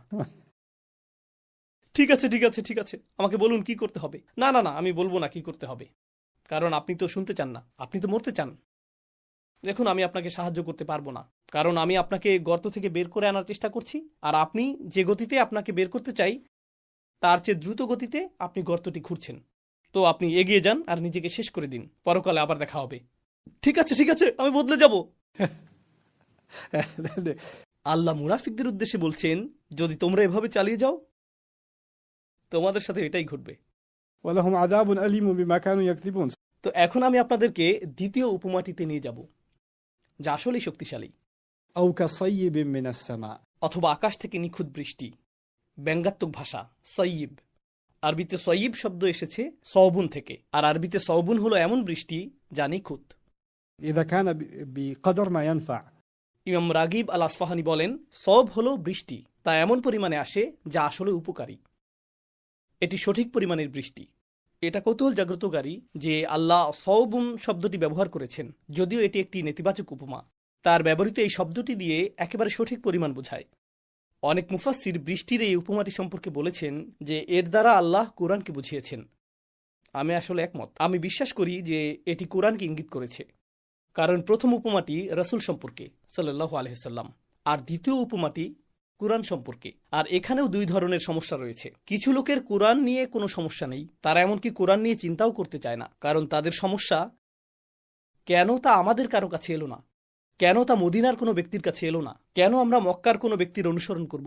আর মক্কার লোকজন বলেছিল কেন তা কোনো ধনী ব্যক্তির কাছে আসলো না, لولا نزل هذا القرآن على رجل من القريتين عظيم। কেন এটি একজন মহান ব্যক্তির কাছে, একজন ধনকুবেরের কাছে আসলো না, কেন এটি একজন দরিদ্র মানুষের কাছে আসলো, কেন এটি একজন এতিমের কাছে আসলো, তাই না? ইহুদিদের অবস্থা এমন, কেন তা আমাদের কারো কাছে আসলো না? মদিনাবাসীরা অর্থাৎ আউস এবং খাজরাজের অবস্থা এমন, আমাদের কারো কাছে আসা উচিত ছিল। কেন আমরা একজন বিদেশি, একজন অভিবাসীর অনুসরণ করব, তাই না? তাই কোরআন কি বলতে চায় তাতে তারা ভ্রুক্ষেপ করে না। কোরআন তাদের সমস্যা না, তাদের সমস্যা হলো মুহাম্মদুর রাসূলুল্লাহ সাল্লাল্লাহু আলাইহি সাল্লাম, তাই না? আল্লাযী ইসতাওকাদা নারা, তিনি নিজেই। অন্য কিছু লোকের জন্য সমস্যাটা যদিও রাসূল সাল্লাল্লাহু আলাইহি সাল্লাম না, সমস্যাটা কি? কোরআন। যা বলা হচ্ছে তা তাদের বিরক্ত করে, কারণ আপনি যদি কোরআন নিয়ে গভীরভাবে ভাবেন, এটা আয়নায় তাকানোর মতো। আপনি যদি কুৎসিত কাজ করেন, আপনি আয়নায় কুৎসিত কিছুই দেখবেন। আর কেউ আয়নায় কুৎসিত কিছু দেখতে পছন্দ করে না, কেউ তার ভুলগুলো দেখানো পছন্দ করে না, তাই না? ঠিক যেমন আপনার এবং আমার ভালো লাগে না যদি স্বামী বা স্ত্রী অথবা অন্য কেউ বলে, আরে তুমি এটা করেছো, তুমি এটা করেছো, তুমি এটা করেছো, এটা নিয়ে কেন কথা বলছো? আমার এটা শোনার প্রয়োজন নেই, আমি মসজিদে গেলাম। তো বিষয়টি হলো, আমার সমালোচনা সহ্যের ক্ষমতা নেই, আমি পারি না, এটা বেদনাদায়ক, তাই না? তাই তাদের সমস্যা হলো কোরআন সরাসরি আঙ্গুল তুলে দেখায়, আর যখন তারা নিজেদেরকে আল্লাহ যা বলেছেন তার সাথে তুলনা করে, তারা মনে করে এটি তাদের সম্পর্কেই বলছে। يحسبون كل صيحة عليهم। তারা মনে করে প্রতিটি শোরগোল তাদের দিকে নির্দেশিত। আমি মজা করে কখনো কখনো বলি, কেউ একজন মুনাফিক সম্পর্কে খুতবা দিচ্ছেন, মুনাফিকদের সম্পর্কে আল্লাহ এই কথা বলেছেন, আর শ্রোতাদের মধ্যে থেকে এক ব্যক্তি ভাবছে কেন সে এভাবে আমার দিকে তাকাচ্ছে। যখনই সে মুনাফিক বলে সে আমার দিকে তাকায়, এমনকি তার মুখ যদি অন্যদিকে থাকে সে এমন করে, এমনকি বক্তা যদি তা নাও করে। কারণ জানেন তো, দিল মে চোর হ্যায় না, আপনার ভিতরে কিছু আছে, আপনার ভিতরে সমস্যা আছে, আপনার মধ্যে কিছু আছে যে বলে আমার একটি সমস্যা আছে। আর আপনার অবস্থা এমন, ও এই লোকটি আমাকে অপমান করার চেষ্টা করছে। আর কখনো কখনো খুতবার পর এরকম ব্যক্তিরা আপনার কাছে এসে হাত মিলিয়ে হাতে চাপ দিয়ে বলে, আমার দিকে কেন এভাবে তাকিয়েছিলেন? আর বক্তার অবস্থা এমন, আপনি কে, আপনি কোথায় বসেছিলেন? অদ্ভুত ব্যাপার। ওকে, যাই হোক, আসুন এখন উপমাটিতে ফিরে আসি। আওকাসয়িবিম মিনাস সামা, অথবা আকাশ থেকে যথাযথ পরিমাণে বৃষ্টি পড়ছে। এখন এটি মুমিনদের জন্য যথাযথ। বিষয়টি বোঝার জন্য আমি উপমাটি বিশ্লেষণ করার চেষ্টা করব। বাতাস কি আল্লাহর একটি নিয়ামত? হ্যাঁ। বৃষ্টি কি আল্লাহর একটি নিয়ামত? সূর্য কি আল্লাহর একটি নিয়ামত? হ্যাঁ। এই সব কিছুই আল্লাহর নিয়ামত, তাই না? কিন্তু সেই বৃষ্টিই কি নূহের সম্প্রদায়কে প্লাবিত করেনি? সেই বাতাসই কি আদ জাতিকে ধ্বংস করেনি? তাই না? তো সেই একই জিনিস যা একটি নেয়ামত, যখন আপনি এর সঠিক মূল্যায়ন করেন না, সেই একই জিনিস আল্লাহর সেই আয়াতগুলো যা আপনাকে নেয়ামত দেওয়ার কথা, সেগুলো কি হয়ে যায়? সেগুলো হয়ে যায় আপনার ধ্বংসের কারণ, সেগুলো হয়ে যায় আযাব। সেই একই জিনিস যা নিয়ামত, সেই একই জিনিস যা আশীর্বাদ, তা হয়ে যায় অভিশাপ। কুরআনকে বলা হয় হুজ্জাতুল্লাক আও আলাইক। কিয়ামতের দিন কুরআন হবে আপনার পক্ষের দলিল, অথবা এটি আপনার বিরুদ্ধে দলিল হিসেবে কাজ করবে। হয় এটি আপনার জন্য সর্বশ্রেষ্ঠ নিয়ামত, নতুবা আপনার সর্বশ্রেষ্ঠ শাস্তি হল কুরআন। এটি এই দুটির একটি। এই উপমাটি মুনাফিক অথবা ইহুদিদের কারো সম্পর্কে হতে পারে, যারা ভিতরে ভিতরে বুঝেছিল যে ইসলাম আসলে সত্য, কিন্তু তবুও তা তাদের বিরক্তির কারণ। কোনো কিছুকে সত্য বলে মেনে নেওয়ার অর্থ এই না যে তা আপনার পছন্দনীয় হবে, তাই তারা এটা পছন্দ করে না। এটা এমনকি মুসলিমের ক্ষেত্রেও প্রযোজ্য হতে পারে। যে কোনো সময়, নবীজির সময় থেকে এখন পর্যন্ত, কিয়ামত পর্যন্ত, অনেকেই এমন থাকতে পারে যারা মুসলিম, কিন্তু তারা তা অপছন্দ করে। এতে তারা বিরক্ত। তারা কামনা করে যদি তারা মুসলিম না হতো। তারা তো পছন্দ করে না। ধর্ম সম্পর্কে এমন কিছু বিষয় আছে যা তাদেরকে বিরক্ত করে এবং অস্থির করে। তারা শুধু এর থেকে মুক্ত হতে চায়, তারা এর সাথে সম্পর্ক রাখতে চায় না। এখন বিষয়টা হলো, আমি সরাসরি বলছি, কেউ যদি হিন্দু হয় আর সে হিন্দু ধর্ম পছন্দ না করে, সে হিন্দু ধর্ম ত্যাগ করে, কোনো সমস্যা নেই। সে তার হিন্দু ধর্ম ত্যাগ নিয়ে কোনো ইউটিউব চ্যানেল খোলে না, এটা তাকে বিরক্ত করে না। হিন্দু ধর্ম নিয়ে সে কোনো মানসিক পীড়ায় ভোগে না। তারা আমাকে মন্দিরে নিয়ে যেত, মূর্তির সামনে খাবার রাখতে দিত, ছোটবেলায় এটা আমাকে খুব কষ্ট দিত না। জীবন স্বগতিতে এগিয়ে যায়। এখন সে গিয়ে ডাবল চিজ বার্গার খায় আর জীবন চলতে থাকে। কেউ খ্রিস্টান ছিল, এখন আর খ্রিস্টান নেই, কোনো বড় ব্যাপার না। কেউ ইহুদি ছিল, এখন নাস্তিক, কোনো বড় ব্যাপার না। কেউ মুসলিম ছিল আর সে ইসলাম ত্যাগ করার কথা ভাবছে বা ইসলাম ছেড়ে দিচ্ছে, সে কেবল চলে যেতে পারে না। সে গিয়ে বার্গার খেতে পারে না বা শুকুরের স্টেক খেতে পারে না, সে তা করে না। সে একটা চ্যানেল খুলবে, সে পডকাস্ট শুরু করবে, সে আর্টিকেল লেখা শুরু করবে, আমি কেন ইসলাম ছেড়েছি, ইসলাম এটা, ইসলাম সেটা, এই হাদিসটা দেখো, এটা দেখো, দেখো কোরআন কি বলে, দেখো এই লোকেরা কি বিশ্বাস করে, দেখো দেখো দেখো দেখো দেখো। ভাই, আপনি এতটাই বিরক্ত, কেবল চলে যান। এখনো কেন এটা আঁকড়ে ধরে আছেন? আপনি এটা ছাড়তে পারছেন না। জানেন কেন? কারণ এই ব্যক্তি যে এই ধর্মের সাথে মল্লযুদ্ধ করছে, এর সাথে যার সম্পর্কটা ঘৃণার সম্পর্ক, সে এটা ছাড়তে চায় কিন্তু পারে না। কারণ তার ভেতরের একটা অংশ জানে যে এটা সত্য। আর সে যখন এটাকে উপেক্ষা করতে পারে না, তখন সে এটা নিয়ে এমনভাবে কথা বলতে শুরু করে যাতে অন্য কেউ বলতে পারে, তুমি ঠিক বলেছো, তুমি ঠিক বলছো, ও আমার মূল্যায়নের জন্য ধন্যবাদ, এখন আমি স্বস্তি পেলাম। কারণ আমার নিজের মূল্যায়ন যথেষ্ট মনে হয়নি, শুধু এটা বলার জন্য অন্য কারো প্রয়োজন ছিল। এগিয়ে যাও মুরতাদ, এগিয়ে যাও। তাই অবশেষে আমি এখন বেশ ভালো বোধ করছি।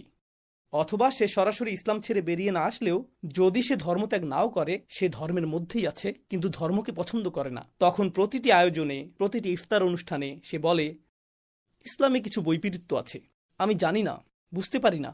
আর এরপর সে দীর্ঘ বয়ান শুরু করে দেয়। আপনার হয়তো এরকম কোনো চাচা, ভাই অথবা অন্য কেউ আছে যে সব সময় এরকম করে, একই জিনিস বারবার একই জিনিস। এই প্রসঙ্গটি তার খুব পছন্দ। কেন?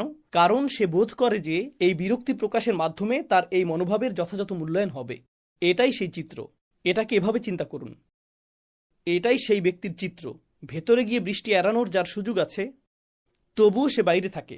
অন্ধকারে বৃষ্টি পড়ছে আর তাকে ভাসিয়ে নিয়ে যাচ্ছে, এটা তাকে প্রায় মেরেই ফেলছে। আর এটা আসছে মিনাসামা, যা ইঙ্গিত করে এটা উঁচু থেকে আসছে। আল ইরতিফা, অর্থাৎ বৃষ্টির ফোঁটা যত উঁচু থেকে আসবে তত জোরে আপনাকে আঘাত করবে। তাই এই ধর্মের প্রতিটি অংশ, প্রতিটি আয়াত, আল্লাহর প্রতিটি বার্তা হলো এমন, আহ আহ আহ, এটা আঘাত আঘাত আঘাত। আর তাই অন্যদের জন্য একই কোরআন হলো আশীর্বাদ। এই ব্যক্তির জন্য প্রতি সেকেন্ডে এটা যেন তাকে একটা করে চর মারছে, এটা তাকে আঘাত করছে। তারা একটি বিড়ম্বনাপূর্ণ অবস্থায় রয়েছে। ফিহি যুলুমাত, এই প্রবল বৃষ্টিতে স্তরের পর স্তর অন্ধকার। আপনি হয়তো বলবেন, তাফসীরকারগণ কিভাবে কোরআনের সাথে অন্ধকারের তুলনা করলেন? কোরআন হলো আলো, কোরআন হলো আলো। উপমাটি হলো, এটা আকাশ থেকে প্রবল বৃষ্টির মতো, যাতে অনেক অনেক স্তরের অন্ধকার রয়েছে। হ্যাঁ, এটা আলো। কার জন্য? ঈমানদারদের জন্য। আর অবিশ্বাসীদের জন্য অন্ধকার কোনটি? বিরক্তি, উদ্বেগ, রাগ, হতাশা, দুঃখ। তারা শুধু ক্রোধান্বিত হতেই থাকে। যখনই তারা এ সম্পর্কে কিছু শোনে, তারা ক্রোধান্বিত হয়, বিরক্ত হয়। তাদের কোনো না কোনোভাবে প্রতিক্রিয়া জানাতেই হবে। এটা তাদেরকে কেবল বিরক্ত করতেই থাকে। আর আল্লাহ শুধু জুলুমাত বলেই থেমে যাননি। সেই দৃশ্যপটে আপনি বৃষ্টিতে হাঁটছেন, এটা অন্ধকার, রাতের বেলা, অন্ধকার আরো ঘনীভূত হচ্ছে, বৃষ্টি আরো জোরালো হচ্ছে, বৃষ্টির শব্দ এত বেশি যে আপনি যদি চিৎকার করে কাঁদেন কেউ শুনতে পাবে না, কারণ আপনার সেই চিৎকার হারিয়ে যাচ্ছে আপনার উপর পতিত প্রবল বৃষ্টির শব্দে। আপনি ভিজে যাচ্ছেন, আপনি এই বৃষ্টিকে ঘৃণা করছেন, কিন্তু এতেই ভিজে যাচ্ছেন। আপনি এটা থেকে পালাতে পারছেন না, আপনি এটা থেকে দূরে যেতে পারছেন না। তারপর তিনি বলেছেন, ورعد আর তারপর রয়েছে বজ্রধ্বনি। কোরআনের কিছু আয়াত আপনি সেগুলো বিশ্বাস না করলেও বেশ জোরে আপনাকে আঘাত করে। ولهم عذاب أليم। কেন তোমরা জাহান্নামে বিশ্বাস করো? আপনার চেহারা কুঞ্চিত হয়েছে কেন? আপনি যদি এতে বিশ্বাস না করেন, আপনি যদি মনে করেন এটা রূপকথা, এর কারণে কেন বিরক্ত হচ্ছেন? এর কারণে তো আপনার বিরক্ত হওয়ার কথা না। অনেক বছর আগের কথা, আমার এখনো মনে আছে। ম্যাসাচুসেটসে এক তরুণী আমার কাছে এসে বলেছিল, আমি মুসলিম ছিলাম। প্রথমে সে আমার সাথে আরবিতে কথা বলছিল। সে বলল, أعجبتني المحاضرة ما شاء الله اسمك؟ সে আমাকে তার নাম বলল। আমি বললাম, ওকে মাশা আল্লাহ। সে বলল, আমি কুরআন হিফজ করেছি। আমি বললাম, মাশা আল্লাহ, আপনি কুরআন হিফজ করেছেন, আসসালামু আলাইকুম। সে বলল, আমি সালামের জবাব দেই না, আমি মুসলিম নই, আমি মুসলিম নই। আমি বললাম, আপনি মুসলিম নন? সে বলল, নাম কুনতু মুসলিমা, আমি মুসলিম ছিলাম। ওকে, আমাদের কথা বলতে হবে। তো বক্তব্যের পর আমি বললাম, কি ঘটেছিল? সে বলল, কোরআনে জাহান্নামের বর্ণনা আমাকে এতটাই বিরক্ত করেছে। এটা কেমন ধরনের স্রষ্টা যিনি জাহান্নাম বানিয়েছেন? আমি এমন ধর্মে বিশ্বাস করতে চাই না যেখানে স্রষ্টা হচ্ছেন নির্যাতনকারী। আমি বললাম, ওকে, আশা করি আপনি জাহান্নামে যাবেন। আর সে সত্যিই খুব বিরক্ত হলো। সে বলল, কিভাবে আপনি এটা বলতে পারেন? Excuse me. আমি বললাম, না না না, আপনি তো এর অস্তিত্বে বিশ্বাস করেন না। তাই আমি যদি বলি, আশা করি আপনি ফ্যান্টাসি কিংডমে যাবেন, বা আশা করি আপনি বার্গার কিংয়ে যাবেন, অথবা আশা করি আপনি সোফায় বসে বাড়ি ফিরবেন, অথবা আপনি রূপকথার ঘোড়ায় চড়ে ঘুরে বেড়াবেন, তখন তোমরা সিজদাবনত হয়ে যাও।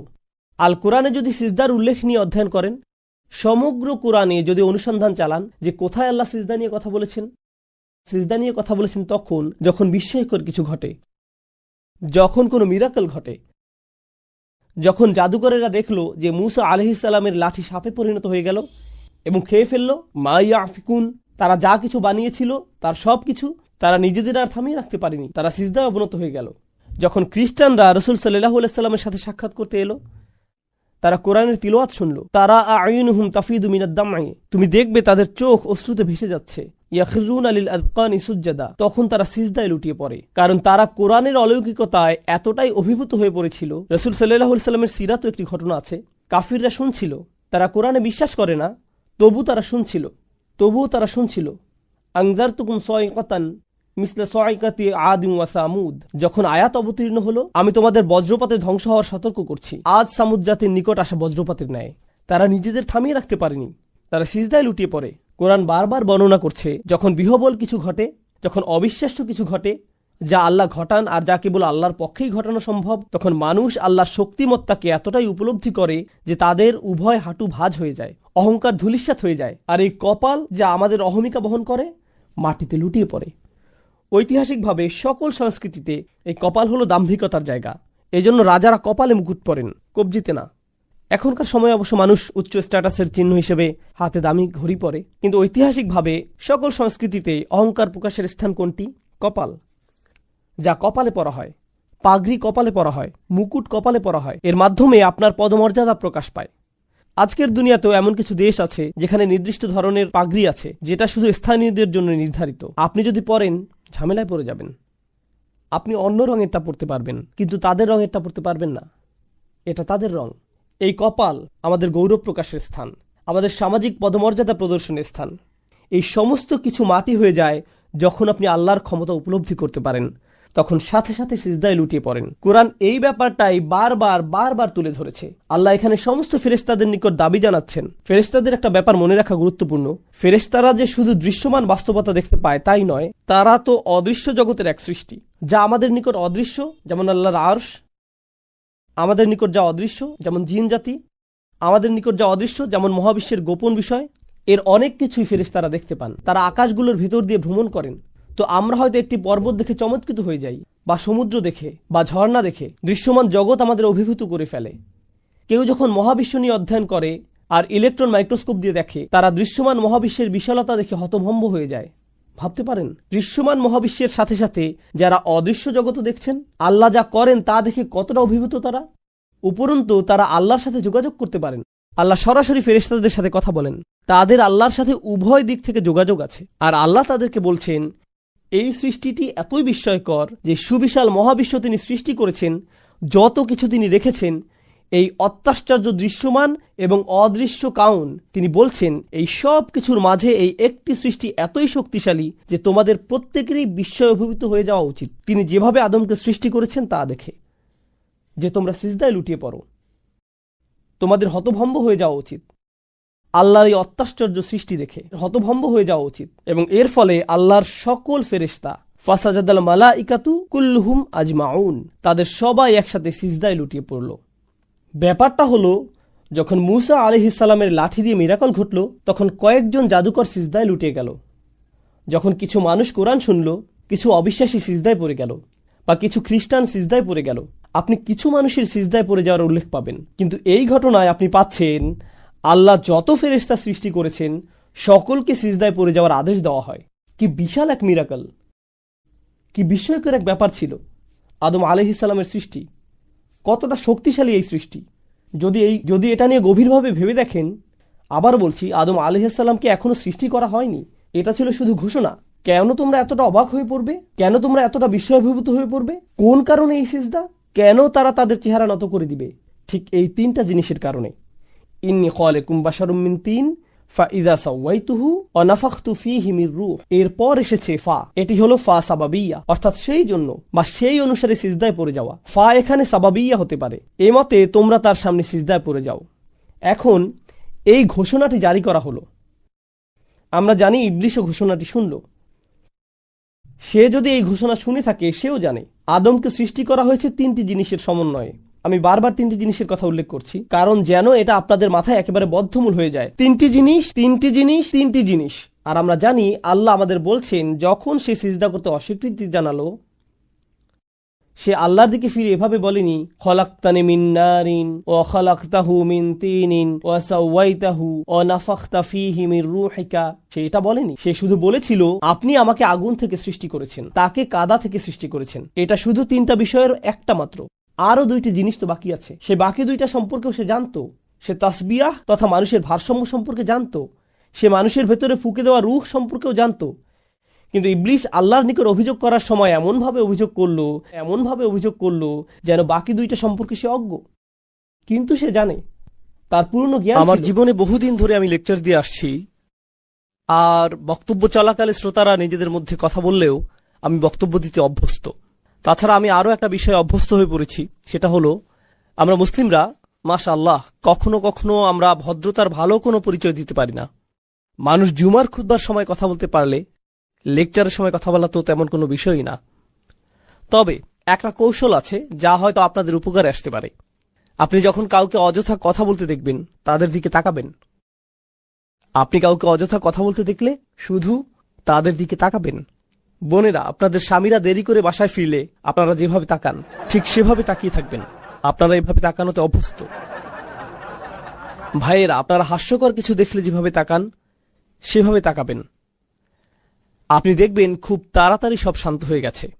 বিশেষ করে বোনদের দিক থেকে আমি অন্তত 1000 বার দেখেছি।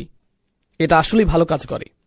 আচ্ছা, যাই হোক, আমাকে বলতে বলা হয়েছে। আমার মনে হয় না আমি খুব বেশি সময় নিব, হয়তো 20 মিনিট, এবং আমি কথা রাখতে চেষ্টা করব ইনশাআল্লাহ তাআলা। আপনাদের সাথে আমি কিছু বিষয় শেয়ার করব যা আমি খুবই গুরুত্বপূর্ণ বলে মনে করি। আলহামদুলিল্লাহ, অতি সম্প্রতি পৃথিবীর বিভিন্ন স্থানে আমার ভ্রমণের সুযোগ হয়েছে। মধ্যপ্রাচ্যে যাওয়ার সুযোগ হয়েছে, মালয়েশিয়া যাওয়ার সুযোগ হয়েছে আলহামদুলিল্লাহ, এরপর সিঙ্গাপুর, ইউরোপের কিছু জায়গায়, তারপর যদিও কানাডা তেমন বিবেচ্য নয়, আচ্ছা যাই হোক, কানাডায়ও গিয়েছি, এরপর মেক্সিকো। দেখুন, আপনি যখন বিভিন্ন জায়গায় ভ্রমণ করবেন আপনার দৃষ্টিভঙ্গির পরিবর্তন হবে। আপনি বুঝতে পারবেন যে প্রথমে আপনার মনে হয় আমেরিকায় আমাদের সমস্যাগুলো অথবা আমেরিকার তরুণদের সমস্যাগুলো কিংবা মুসলিম সমাজের সমস্যাগুলো একেবারেই ভিন্ন, অন্যান্যদের চেয়ে আমাদের সমস্যাগুলো কত আলাদা। কিন্তু আপনি যখন বিভিন্ন দেশে ভ্রমণ করবেন আপনি বুঝতে পারবেন যে হ্যাঁ, সমস্যাগুলোর মধ্যে ভিন্নতা ঠিকই আছে, কিন্তু প্রকৃতপক্ষে মানবজাতি হিসেবে বিভিন্নভাবে আমরা একই সমস্যায় ভুগছি। মানুষ হিসেবে আমরা সবাই মূলত একই সমস্যাতেই ভুগছি। এবং বর্তমানে মানব সমাজ যে সমস্যাগুলোর সম্মুখীন হচ্ছে, এর মধ্যে কিছু বড় সমস্যা নিয়ে আমি আলোচনা করতে চাই। এটা সম্পূর্ণ আমার ব্যক্তিগত অভিমত। এই ব্যাপারে আমার সাথে আপনাদের একমত হওয়া জরুরি নয়। এবং এরপর আমি আপনাদের সাথে কোরআন থেকে এর সমাধানের বিষয়ে কথা বলবো। এই বিষয়গুলোই আজ আমি আপনাদের সাথে শেয়ার করতে চাই ইনশাআল্লাহ। দেখুন, ব্যক্তিগতভাবে আমি বিশ্বাস করি আমাদের বর্তমান সময়ের সবচেয়ে বড় সমস্যাগুলোর গোড়া মূলত একটাই, লোভ। মানুষের সবচেয়ে বড় সমস্যা হল ক্রমবর্ধমান এবং অনিয়ন্ত্রিত লোভ ও স্বার্থপরতা।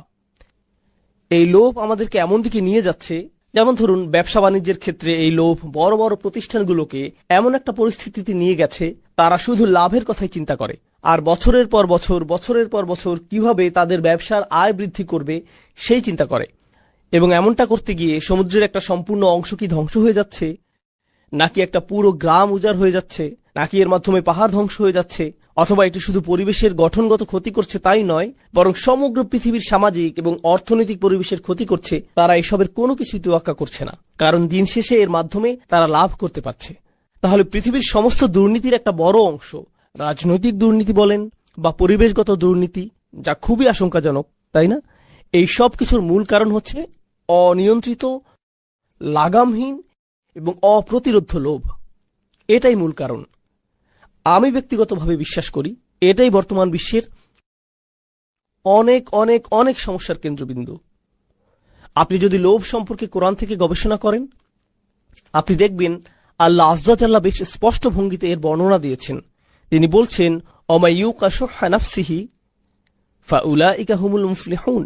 আয়াতটির ভাষা খুবই ইন্টারেস্টিং। আল্লাহ বলছেন, যাদেরকে তাদের অন্তরে বিদ্যমান লোভ থেকে রক্ষা করা হয়েছে। অন্যভাবে বলতে গেলে আল্লাহ এই সত্যের ঘোষণা দিচ্ছেন যে প্রত্যেক মানুষের মধ্যে কি আছে? লোভ আছে। আমরা সবাই লোভী। বিষয়টা এমন না যে কিছু মানুষ লোভী আর কিছু মানুষ লোভী নয়। প্রকৃতপক্ষে আমরা সবাই লোভী। এবং এরপর আল্লাহ বলছেন অমাইয়ুকা, যা প্যাসিভ ফর্ম। এর মাধ্যমে বলা হচ্ছে যে ব্যক্তিকে এই লোভ থেকে রক্ষা করা হয়েছে, অর্থাৎ আমার অন্তরের ভিতরে এমন কিছু একটা আছে এবং আমি নিজে আমাকে এর থেকে সুরক্ষিত রাখতে পারি না। ইয়ানি লাম ইয়াকুল ওমাইয়াত্তাকি শুহ্হা নাফসিহি, যে ব্যক্তি তার অন্তরের লোভ বা সংকীর্ণতা থেকে নিজেকে রক্ষা করতে পারবে। আমি যদি বলি, মনোযোগ দিয়ে শুনুন, আমি যদি বলি আমি আমাকে রক্ষা করতে সক্ষম, এখানে রক্ষা করার কাজটি কে করছে? আমি নিজে। আমি নিজে কাকে রক্ষা করছি? আমার নিজেকে। কিন্তু আমি যদি বলি আমাকে রক্ষা করা হয়েছে, এই ধরনের বাক্যে রক্ষা করার কাজটা কে করছে? অন্য কোনো ব্যক্তি, এমন কেউ যার কথা উল্লেখ করা হয়নি। এই আয়াতে আল্লাহ বলছেন তোমাদেরকে অবশ্যই বাইরে থেকে নিরাপত্তা দিতে হবে, বাইরের কাউকেই আসতে হবে যে তোমাদেরকে তোমাদের মনের গভীরে থাকা লোভ থেকে রক্ষা করবে, এবং তোমাদের কাছ থেকে লোভ, সংকীর্ণতা কখনো আলাদা করা যায় না। এই জন্যই কোরআনের ভাষায় আমরা এমনটা পাই না আশুহা ফি নফসিহি অথবা আশুহা লি নফসিহি, বরং এটা ছিল শুহা নাফসিহি। এর মানে হলো, ব্যাকরণের শিক্ষার্থীদের জন্য বলছি, এটা একটা ইদাফ। এখানে একটা মুদাফ এবং মুদাফ ইলাই আছে, এবং এই দুইটা শব্দ পরস্পরের সাথে দৃঢ়ভাবে জুড়ে আছে। আপনি একটা মুদাফকে মুদাফ ইলাই থেকে আলাদা করতে পারবেন না। আল্লাহ বলছেন মানুষ কখনোই তাদের নিজেদেরকে লোভ থেকে পৃথক করতে পারবে না। এমন কোনো একটা দিন আসবে না যেদিন আপনার ঈমান এতটাই সুউচ্চ থাকবে এবং আপনি আর কোনো লোভ অনুভব করবেন না। এমনটা কখনোই হবে না। প্রত্যেকটা দিন আমাকে আপনাকে লোভের বিপরীতে নিজেদেরকে আত্মরক্ষা করে যেতে হবে। এটা একটা সার্বক্ষণিক সংগ্রাম। আমি শুরু করেছিলাম বড় বড় প্রতিষ্ঠানের কথা, পৃথিবী দূষণ এবং ধ্বংসের কথা বলে। এখন আসুন বিষয়টাকে আমরা আমাদের ঘরের কাছাকাছি নিয়ে যাই। প্রতিটি মাই লোভী, প্রতিটি বাবাই লোভী, প্রতিটি ছেলে সন্তান লোভী, প্রতিটা কন্যা সন্তান লোভী। একটা বাচ্চা বলে, তুমি গত সপ্তাহে আমাকে একটা খেলনা কিনে দিয়েছ, আমি এখন আরেকটা চাই। জানেন, আমার ছেলে একটা সৈনিক কিনতে চেয়েছে, আমাকে বলেছে নিনজা টার্টেলের নতুন একটা সৈনিক কিনে দিতে। ঠিক আছে, কারণ তারা তাদের পুরাতন সৈন্যগুলো পরিবর্তন করেছে। এখনকার গুলো আরো বিদঘুটে। এখন তাদের চোখগুলো কেমন জানি উন্মাদের মতো, মাথাটা কঙ্কালের মতো। কিন্তু সে এই নতুন সৈনিকই চায়। সে টিভিতে নতুন নিনজা টার্টেল দেখেছে, তাই সে আমাকে বলল, বাবা আমাকে নতুন একটা সৈন্য কিনে দাও। আচ্ছা, আমি তাকে একটা সৈন্য কিনে দিলাম। আর জানেন, যখন আমি তাকে এটা দিলাম সে যে কি খুশি হয়েছিল। তারপর সে আমাকে বলল আরো 3টা সৈনিক চাই, কারণ প্রত্যেকটা টার্টেলের জন্য আমার একজন একজন করে সৈনিক লাগবে। দেখো, 4 জন মিলে শুধুমাত্র একজন সৈনিকের সাথে লড়াই করতে পারবে না। ইন্না লিল্লাহি ওয়া ইন্না ইলাইহি রাজিউন। এটা হতে পারে না। লড়াইটা অবশ্যই ন্যায্য হওয়া উচিত, তাই না বাবা? এমনকি আপনার 3 বছরের বাচ্চাটার লোভ আছে। আপনি বাসায় একটা কেক নিয়ে আসেন, কিংবা বাসায় M&M অথবা খুবই ছোট্ট সামান্য কোনো চকলেট নিয়ে যান, দেখবেন বাচ্চারা সবাই সেখানে জড়ো হয়ে যাবে। ধরুন একটা বাচ্চা একটা চকলেট পেল, আর একটা বাচ্চা 2টা পেল। সাথে সাথে প্রথম বাচ্চাটা কি বলবে? আমার আরেকটা কোথায়? ওটা হলুদ রঙের, আমিও কি হলুদ রঙের ক্যান্ডি পেতে পারি? তোমার এম আমারটার চাইতে বড়। আরে এটা তো বড় হাতের এম, আমারটা কেন ছোট হাতের? সাথে সাথে তুলনা, আমারটা কেন ছোট হাতের? সুতরাং আপনি যেটা বুঝতে পারবেন, ধরুন আপনি যদি তাদেরকে প্রশ্ন করেন, যদি সে 2টা খায় আর তুমি একটা খাও, তাহলে তোমারটার স্বাদ কি কমে যাবে? সে কি তোমার খুশির কোনো অংশ কোনোভাবে কেড়ে নিচ্ছে? কারো কাছে কোনো কিছু আছে জানলেই আমরা ভাবি এটা আমার চাই। লোভের ক্ষেত্রে সবচেয়ে অদ্ভুত ব্যাপারটা কি জানেন? একটা বাচ্চা বসে আছে, তার আশেপাশে সব খেলনা, সে কিন্তু এগুলো দিয়ে খেলছে না। এরই মধ্যে তার ভাই এসে শুধু খেলনাগুলোর দিকে তাকালো, সাথে সাথে বাচ্চাটা কি করে?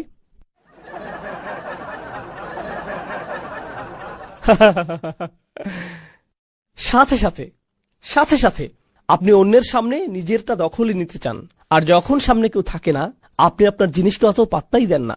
জানেন এ থেকে আমরা কি শিক্ষা পাই? আমরা বুঝতে পারি যে আমাদের বেশিরভাগ লোভ মূলত আমাদের পারিপার্শ্বিকতার প্রভাবে হয়। ফলে আপনি যখন একাকী থাকেন, দেখবেন আপনি কিছুই চাইবেন না। মাঝে মাঝে আপনি খুব করে চাইবেন শুধু একটু একা বসে থাকতে আর আকাশের দিকে তাকিয়ে থাকতে, অথবা সমুদ্রের কোনো তীরে বসে শুধু পানির দিকে তাকিয়ে থাকতে চাইবেন। আপনি অন্য কিছু চান না, আপনি সেখানে ভালো থাকেন, সন্তুষ্ট থাকেন। কিন্তু আপনি যখন লোকালয়ে বের হন আর খুব সুন্দর একটা গাড়ি দেখেন, যখন অনেক সুন্দর কোনো এলাকা দেখেন, বড় কোনো বাড়ি দেখেন, যখন আপনি অন্য কোনো শহরে ভ্রমণ করেন যেখানকার আবহাওয়া ডালাসের চাইতে অনেক অনেক ভালো এবং যেটা পাওয়া খুব একটা কঠিন কাজও না, তখন সাথে সাথে আপনার কেমন লাগে? ও, আমার এটা চাই, এটা চাই আমার। এই লোভ শুধুমাত্র পৃথিবীকেই কলুষিত করে না, বরং পরিবারগুলোকেও কলুষিত করে। এটা পরিবারগুলোকে কলুষিত করে, সমাজকে দূষিত করে। তাছাড়া লোভ শুধুমাত্র টাকা পয়সার সাথে সম্পৃক্ত নয়, লোভ হলো জীবনের সব কিছুতে আপনার পাওনা অংশের চেয়ে বেশি কিছু চাওয়া। আপনি যদি ভাইস প্রেসিডেন্ট হন, আপনি প্রেসিডেন্ট হতে চান। আপনি সহকারী শিক্ষক হলে অধ্যক্ষ হতে চান। আপনি অধ্যক্ষ হয়ে থাকলে আরো বড় প্রতিষ্ঠানের অধ্যক্ষ হতে চান। আপনি যদি কোথাও তত্ত্বাবধায়ক হয়ে থাকেন এবং সেখানে যদি আরো কোনো তত্ত্বাবধায়ক থাকে, আপনি চান প্রধান তত্ত্বাবধায়ক হতে, ঠিক না? আপনি যদি এমএসএ তে সেক্রেটারি পদে থাকেন, আপনি সভাপতি হতে চাইবেন। সবাই উপরে উঠতে চায়। আপনি যদি কোনো প্রতিষ্ঠানের একেবারে প্রাথমিক স্তরে কাজ পেয়ে থাকেন, খুব শীঘ্রই আপনি ম্যানেজার হতে চান। আপনি নিজের জন্যই এমনটা করতে চান। আপনি নিজেকে উপরে ওঠার জন্য ঠেলতেই থাকেন, এক অবস্থানে তৃপ্ত থাকেন না। আপনি দেখবেন পৃথিবীর অনেক ধনী মানুষেরা মূলত পৃথিবীতে সবচেয়ে দুর্ভোগের জীবনযাপন করে। যারা কোটি কোটি টাকা আয় করেছে, যারা পাগলের মতো টাকা আয় করেছে, এই ধরনের মানুষদের মধ্যে বেশিরভাগেরই জীবন বলতে কিছু থাকে না। তাদের কোনো জীবন থাকে না, পরিবার থাকে না, তাদের ছুটি বলতে কিছু থাকে না। তারা ছুটি নিতে চান না, তারা শুধু উপরে উঠতে চান। তারা মনে করেন তারা ছুটিতে গেলে তাদের ছুটে চলার এই যন্ত্রের গতি কমে যাবে, তাদের কাজে দ্রুত ফিরে আসতে হয়। এবং তারা যদি ছুটিতে গিয়েও থাকেন, সেখানে বসে ইমেইলের উত্তর দেওয়ায় ব্যস্ত থাকেন। তাদের মস্তিষ্ক কখনো বিরতি নেয় না। লোভ আপনার সাথে এমনটাই করে থাকে, আপনাকে একটা দুর্ভোগের জীবন উপহার দিতে পারে। যেভাবে লোভের ফলে পৃথিবী দুর্ভোগের শিকার হচ্ছে, প্রত্যেকটা মানুষ এভাবে ভুগছে, এর ফল ভুগছে, দুর্ভোগে ভুগছে। তরুণ প্রজন্মের কিসের লোভ হয় বলুন তো? তরুণদের একটা চাহিদা হলো, দেখুন একটা সময় আমরা সবাই তরুণ ছিলাম, সেই সময়টা কোনো যুগেই পরিবর্তন হয় না। আমি বুঝি না এখন কিসের চল চলছে, আমি জানি না এগুলো, কারণ এখন আমার বয়স হয়েছে, আমি বুঝি না এসব। আমাদের মুরব্বীরাও কিন্তু আমাদেরকে বুঝেন না, তাহলে তারা কিভাবে এখনকার কিশোর আর তরুণদের বুঝবেন? তারা বুঝতে পারবেন না। আজ থেকে 15 বছর পর আপনিও ভবিষ্যতের তরুণদের বুঝতে পারবেন, এমনটা হবে না। তখন আপনার সময় পার হয়ে যাবে। কিন্তু সব যুগের তরুণদের মধ্যেই একটা জিনিস অপরিবর্তিত থাকে, আপনি লেটেস্ট জিনিসের সাথে সমান গতিতে চলতে চান। হতে পারে এটা কোনো গ্যাজেট, অথবা কোনো অ্যাপ, নতুন কোনো ডিজাইনের কাপড় হতে পারে, অথবা কোনো পরিভাষা, অথবা ধরুন নতুন কোনো সামাজিক চর্চাও হতে পারে। সেটা যাই হোক না কেন, আপনি একেবারে অত্যাধুনিকটাই চান। নতুন কিছু আসলেই আপনি সেটা চান। নতুন জিনিস মানেই ভালো হবে। আপনি সবার আগে বলতে চান, এই তুমি এটা সম্পর্কে শুনেছ? কারণ তারা যদি না শুনে থাকে, অন্য সবার আগে আপনি বিষয়টা সম্পর্কে তাদেরকে অবহিত করেছেন। আপনি সাথে সাথে এটার উপর হুমড়ি খেয়ে পড়েন। এর মাধ্যমে যা বোঝা যায় তা হলো, তরুণরা এই জগতের সবচেয়ে অস্থির প্রকৃতির মানুষ, এবং এটা সব প্রজন্মের তরুণদের ক্ষেত্রেই প্রযোজ্য। তরুণরা মুহূর্তের মধ্যে একটা থেকে অন্য একটা, তারপর আরেকটা, এরপর আরো একটা জিনিসের দিকে ঝুঁকে পড়ে। তরুণদের কাছে যে জিনিসটা একসময় দারুণ ছিল, চমৎকার ছিল, খুবই সুন্দর ছিল, বা যেমনই ছিল, কয়েক সপ্তাহ পর একই জিনিসটা অর্থহীন, পচা, নগণ্য এবং বলার মতো নয় এমন হয়ে যায়। তারা খুব সহসাই বন্ধু পাল্টায়, একজন থেকে আরেকজন, তারপর আরেকজন, এবং এটাই হয়ে থাকে। এভাবে যখন যে জিনিসের চল থাকে, হ্যাঁ, এটা বোঝানোর সবচেয়ে সহজ উদাহরণ হলো, যেমন ধরুন ফোনের নতুন ভার্সন, ঠিক না? ফোনের নতুন ভার্সন যা অনেকটা পুরনো ভার্সনের মতোই দেখতে, কিন্তু তারপরও মানুষ বলে দিতে পারে যে আপনার কাছে 4 আছে, 5 নেই, অথবা আপনার কাছে 5C আছে, 5S নেই, অথবা আপনি এমনিতে নিজেই বলতে পারেন এবং হঠাৎ নিজেকে ছোট মনে করতে পারেন, কারণ আপনার কাছে শুধু একটা ফোনই আছে, এটার কোনো স্ক্রিন নেই, আপনি এখনো বাটন ফোন ব্যবহার করেন। মানুষের সাথে এটাই হয়। আমি আমার মূল পয়েন্টে ফিরে আসি। এখন এমনটাই হয় যখন আমরা সবসময় বেশি পাওয়ার কথা ভাবতে থাকি। আমরা মনে করি আমরা আরো অনেক কিছু পাওয়ার দাবি রাখি, ঠিক আছে? এই অনুভূতিটাই আমাদেরকে সার্বক্ষণিক একটা অতৃপ্তিতে ডুবিয়ে রাখে। আমরা বরাবরই অসন্তুষ্ট থাকি। এটা এ ধরনের চিন্তার একটা প্রভাব। আমরা সবসময় ক্রুদ্ধ হয়ে থাকি। যা কিছু আপনার সামনে আসুক, আপনি এটা নিয়ে বিদ্রুপ করেন। আপনি এটা কোনো না কোনোভাবে পাশ কাটিয়ে আসেন। হয় সেটা নিয়ে হাসি তামাশা করেন, অথবা মন্তব্য করেন, ছোট কোনো অঙ্গভঙ্গি বা চাহনি দেন, বলেন হ্যাঁ আমার কি। সবকিছুর প্রতি আপনার প্রতিক্রিয়া এমনটাই হয়। এর মানে হলো জীবনকে কিভাবে উপভোগ করতে হয় সেটা আপনি জানেন না, কারণ আপনি আপনার চারপাশের সবকিছুকে অগ্রাহ্য করেছেন। আপনার মতে সবকিছুকে এভাবেই নগণ্য মনে করতে হয়। আপনি কোনো কিছু আর ভালোভাবে মূল্যায়ন করতে পারেন না। টিনেজারদের বেড়াতে নিয়ে যান, তখন কি হয়? তোমাকে আনন্দিত দেখাচ্ছে না কেন? হোটেলটা কেমন বলো তো? কি অপূর্ব দৃশ্য দেখো। মোটামুটি। তারা মূল্যায়ন করতে পারে না। মূল্যায়ন করার ক্ষমতা আপনার কাছ থেকে কেড়ে নেওয়া হয়েছে। এই যে অতিমাত্রার লোভ, প্রতিনিয়ত এবং তাৎক্ষণিক আনন্দ পাওয়ার ইচ্ছা, এগুলোর ফলে কি হয় জানেন? তরুণদের পুরো একটা প্রজন্ম গড়ে উঠেছে যারা চরম উদাসীন এবং নিরুৎসাহিত। তারা প্রতিনিয়ত এত বেশি কিছু করার এবং এত বেশি জিনিস পাওয়ার প্রতি আকৃষ্ট হয় যে তারা জীবনে কোনো কিছু অর্জন করে নেয়ার ইচ্ছাই হারিয়ে ফেলে। তারা শুধু বাসায় বসে থাকে আর সারাদিন ভিডিও গেম খেলে, আর নেটফ্লিক্সে বা অ্যামাজনে, হুলু কিংবা ইউটিউব বা অন্য যেখানেই হোক একটার পর একটা ভিডিও দেখে, এবং এভাবেই চলতে থাকে। আপনি যদি তাকে প্রশ্ন করেন তুমি কি করতে চাও, কিছু না। তুমি আগামীকাল কি করবে, এই তো কিছু না। তোমার জীবনের লক্ষ্য কি, আমার তেমন কোনো লক্ষ্য নেই। তোমার মেজর বিষয় কোনটা, আমি এখনো ঠিক করিনি। কি বলো তুমি, 5 বছরের সিনিয়র, অথচ এখনো তোমার মেজর ঠিক করনি? আমি নিশ্চিত না, আমি অনেক কিছু চেষ্টা করেছি, তারপরও আচ্ছা যাকগে। তাহলে আপনি একেবারে নিরুৎসাহী একটা প্রজন্ম দেখেন। আপনি জানেন এই ধরনের সম্পূর্ণ নিরুৎসাহী একটা মানব সভ্যতা গড়ে উঠলে কি হয়? এই যে প্রচন্ড লোভী মানুষগুলো যারা অন্যায় করে এবং আক্ষরিক অর্থে পৃথিবীর সম্পদগুলো লুট করে থাকে আর দুর্বলদের অন্যায়ভাবে নিয়ন্ত্রণ করে, তারা এত সবকিছু করার পরও পার পেয়ে যায়, কারণ সংখ্যাগরিষ্ঠ লোকজনেরই এগুলো পরোয়া করার মতো অনুভূতি নাই। তাদের আত্মকেন্দ্রিকতা তাদেরকে সম্পূর্ণ অনুভূতিহীন বানিয়ে দিয়েছে। আমার চাওয়াগুলো যতক্ষণ পূরণ হচ্ছে, এসবের কি দরকার? তাহলে আমরা এমন একটা সময় বাস করছি যেখানে আপনি টিভিতে চ্যানেল পরিবর্তন করে করে দেখতে পারেন, অথবা ফেসবুক পেজ বা অন্য কোথাও যেখানে বিজ্ঞাপন দেখায় যেখানে আফ্রিকার বাচ্চাদের কষ্ট, অথবা বাংলাদেশে ঘটে যাওয়া ভয়াবহ বন্যার দৃশ্য, বা পাকিস্তানে ঘটে যাওয়া কোনো তীব্র ভূমিকম্পের দৃশ্য দেখানো হয়, আর আপনি সেই ছবিগুলো দেখেন এবং আপনার মধ্যে কিছুই হয় না। আপনার কোনো কিছুর পরিবর্তন হয় না, চোখ দিয়ে পানি আসে না, কিছুই হয় না। আপনি মানুষের দুঃখ দুর্দশা থেকে সম্পূর্ণ বিচ্ছিন্ন। এটা কতটা ভয়াবহ ব্যাপার আপনি জানেন? দেখুন, আমরা কিন্তু এখানে ঈমান নিয়ে কথা বলছি না। আমরা বলছি ধীরে ধীরে আমাদের মধ্যে মনুষ্যত্ব কমে যাচ্ছে। এগুলো মানবিক অনুভূতি। আপনি হতে পারেন একজন খ্রিস্টান, একজন ইহুদি কিংবা নাস্তিক। যখন আপনি কোনো মানুষের দুঃখ কষ্ট দেখবেন, অবশ্যই আপনার মধ্যে এর প্রভাব পড়ার কথা। আপনার মনের মধ্যে এমন কিছু ঘটবে যা আপনাকে পীড়া দিবে, মানুষকে সাহায্য করার আকাঙ্ক্ষা তৈরি হবে। কিন্তু যখন এই ধরনের কিছুই হয় না, তখন আপনি চ্যানেল পাল্টে সেটাই দেখেন যা দেখতে আপনার মন চায়। একটা মুভি যেটা আপনার মস্তিষ্ক থেকে এগুলো আবার মুছে দিবে। আজকাল এটাই ঘটে চলছে। এটা সত্যিই খুবই ভয়ঙ্কর সময়। আমি একটা মুসলিম দেশে গিয়েছিলাম, সেখানে একজন আরবকে জিজ্ঞেস করলাম এখানকার মানুষরা কিভাবে সময় কাটায়, তরুণরা কিভাবে সময় কাটায়। আমি অন্তত 50 জন লোকের কাছ থেকে একই উত্তর পেয়েছি যে তারা শপিং মলে ঘুরতে পছন্দ করে। এদেশে বেশ গরম, সারাদিন তাপমাত্রা বেশি থাকে, তারা বাইরে বের হয় না। শপিং মলগুলো রাতে খোলা থাকে, মাগরিব থেকে ফজর পর্যন্ত মলগুলো মানুষে ভর্তি থাকে। এরাই আপনাদের উম্মাহ, আপনাদের ভবিষ্যৎ প্রজন্ম। বাবা হিসেবে তারা কেমন বাবা হবে, মা হিসেবে কেমন মা হবে, ওরা ইসলামের কেমন দায়ী হবে। কেমন সরকার তারা চালাবে, ভবিষ্যতে কেমন মানুষ হবে ওরা, কেমন মুসলিম হবে সে কথা বাদ দিন, মানুষ হিসেবে ওরা কেমন হবে, বুঝতে পারছেন? যাই হোক, আমি আমার বক্তব্য সংক্ষিপ্ত করছি। আমার হয়তো আর 5 মিনিট সময় বাকি আছে। আজকে আমি আপনাদের যে বিষয়টা বলতে চাই সেটা হচ্ছে কোরআনের ক্ষমতা। আমি জানি আপনারা বহু লেকচার শুনেছেন যেখানে আপনাদের বলা হয়েছে যে আমাদেরকে কোরআন শিখতে হবে, এর অর্থ আমাদের বুঝতে হবে, এটা আমাদের অধ্যয়ন করতে হবে, তেলাওয়াত করতে হবে, মুসলিম হিসেবে কোরআনের সাথে আমাদেরকে সম্পৃক্ত থাকতে হবে। এই কথাগুলো আপনারা 1000 বার শুনেছেন। আমি আশা করছি আমি ওই আলোচনাগুলোর সাথে একটা নতুন মাত্রা যোগ করব, শুধুমাত্র একটা। আমি আমার নিজের ব্যক্তিগত অভিজ্ঞতা থেকে কিছু কথা বলছি। আমি চাই আপনারা এগুলো বোঝার চেষ্টা করুন। দেখুন, আমার জীবনে জীবন দর্শনের জ্ঞানগত সমস্যা ছিল, নৈতিক সংশয় ছিল, আবেগ অনুভূতির সমস্যা ছিল, ঠিক আছে?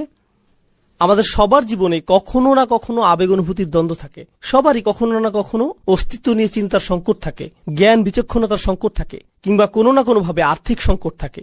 আমার জীবনের সেরা উপহারটা সম্ভবত আমার শিক্ষক আমাকে দিয়েছিলেন। তিনি বলেছিলেন, তুমি যখনই কোনো সমস্যায় পড়বে আল্লাহর কিতাবের কাছে সাহায্য চাও, আল্লাহর কিতাবের দিকে মনোনিবেশ করো।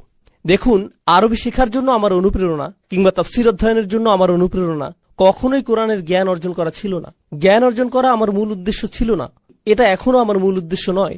আমি জ্ঞান অর্জনের জন্য চিন্তিত নই, বরং আমার কাছে গুরুত্বপূর্ণ হলো এ থেকে এমন একটা সম্পদ অর্জন করা যা আমাকে প্রতিনিয়ত সুস্থ করে তুলবে। বিষয়টা এমন, আমি মনে করি কোরআন একটা কূপের মতো, আর আমি প্রায় তৃষ্ণার্ত হই। যখনই আমার তৃষ্ণা পায় আমি কোরআনের কাছে যাই, এখান থেকে তৃষ্ণা মেটাই এবং আমি ভালো বোধ করি, এটা আমাকে প্রশান্ত করে। দেখুন, আমাদের বুঝতে হবে যে কোরআন হলো আর শিফা, কোরআন হচ্ছে শিফা, এটা মানুষকে সুস্থ করে তোলে। অনেকেই মনে করেন এই তো আমি কোরআনের অর্থ পড়ছি, আমি অনেক কিছু বুঝতে পারছি, আমি অনেক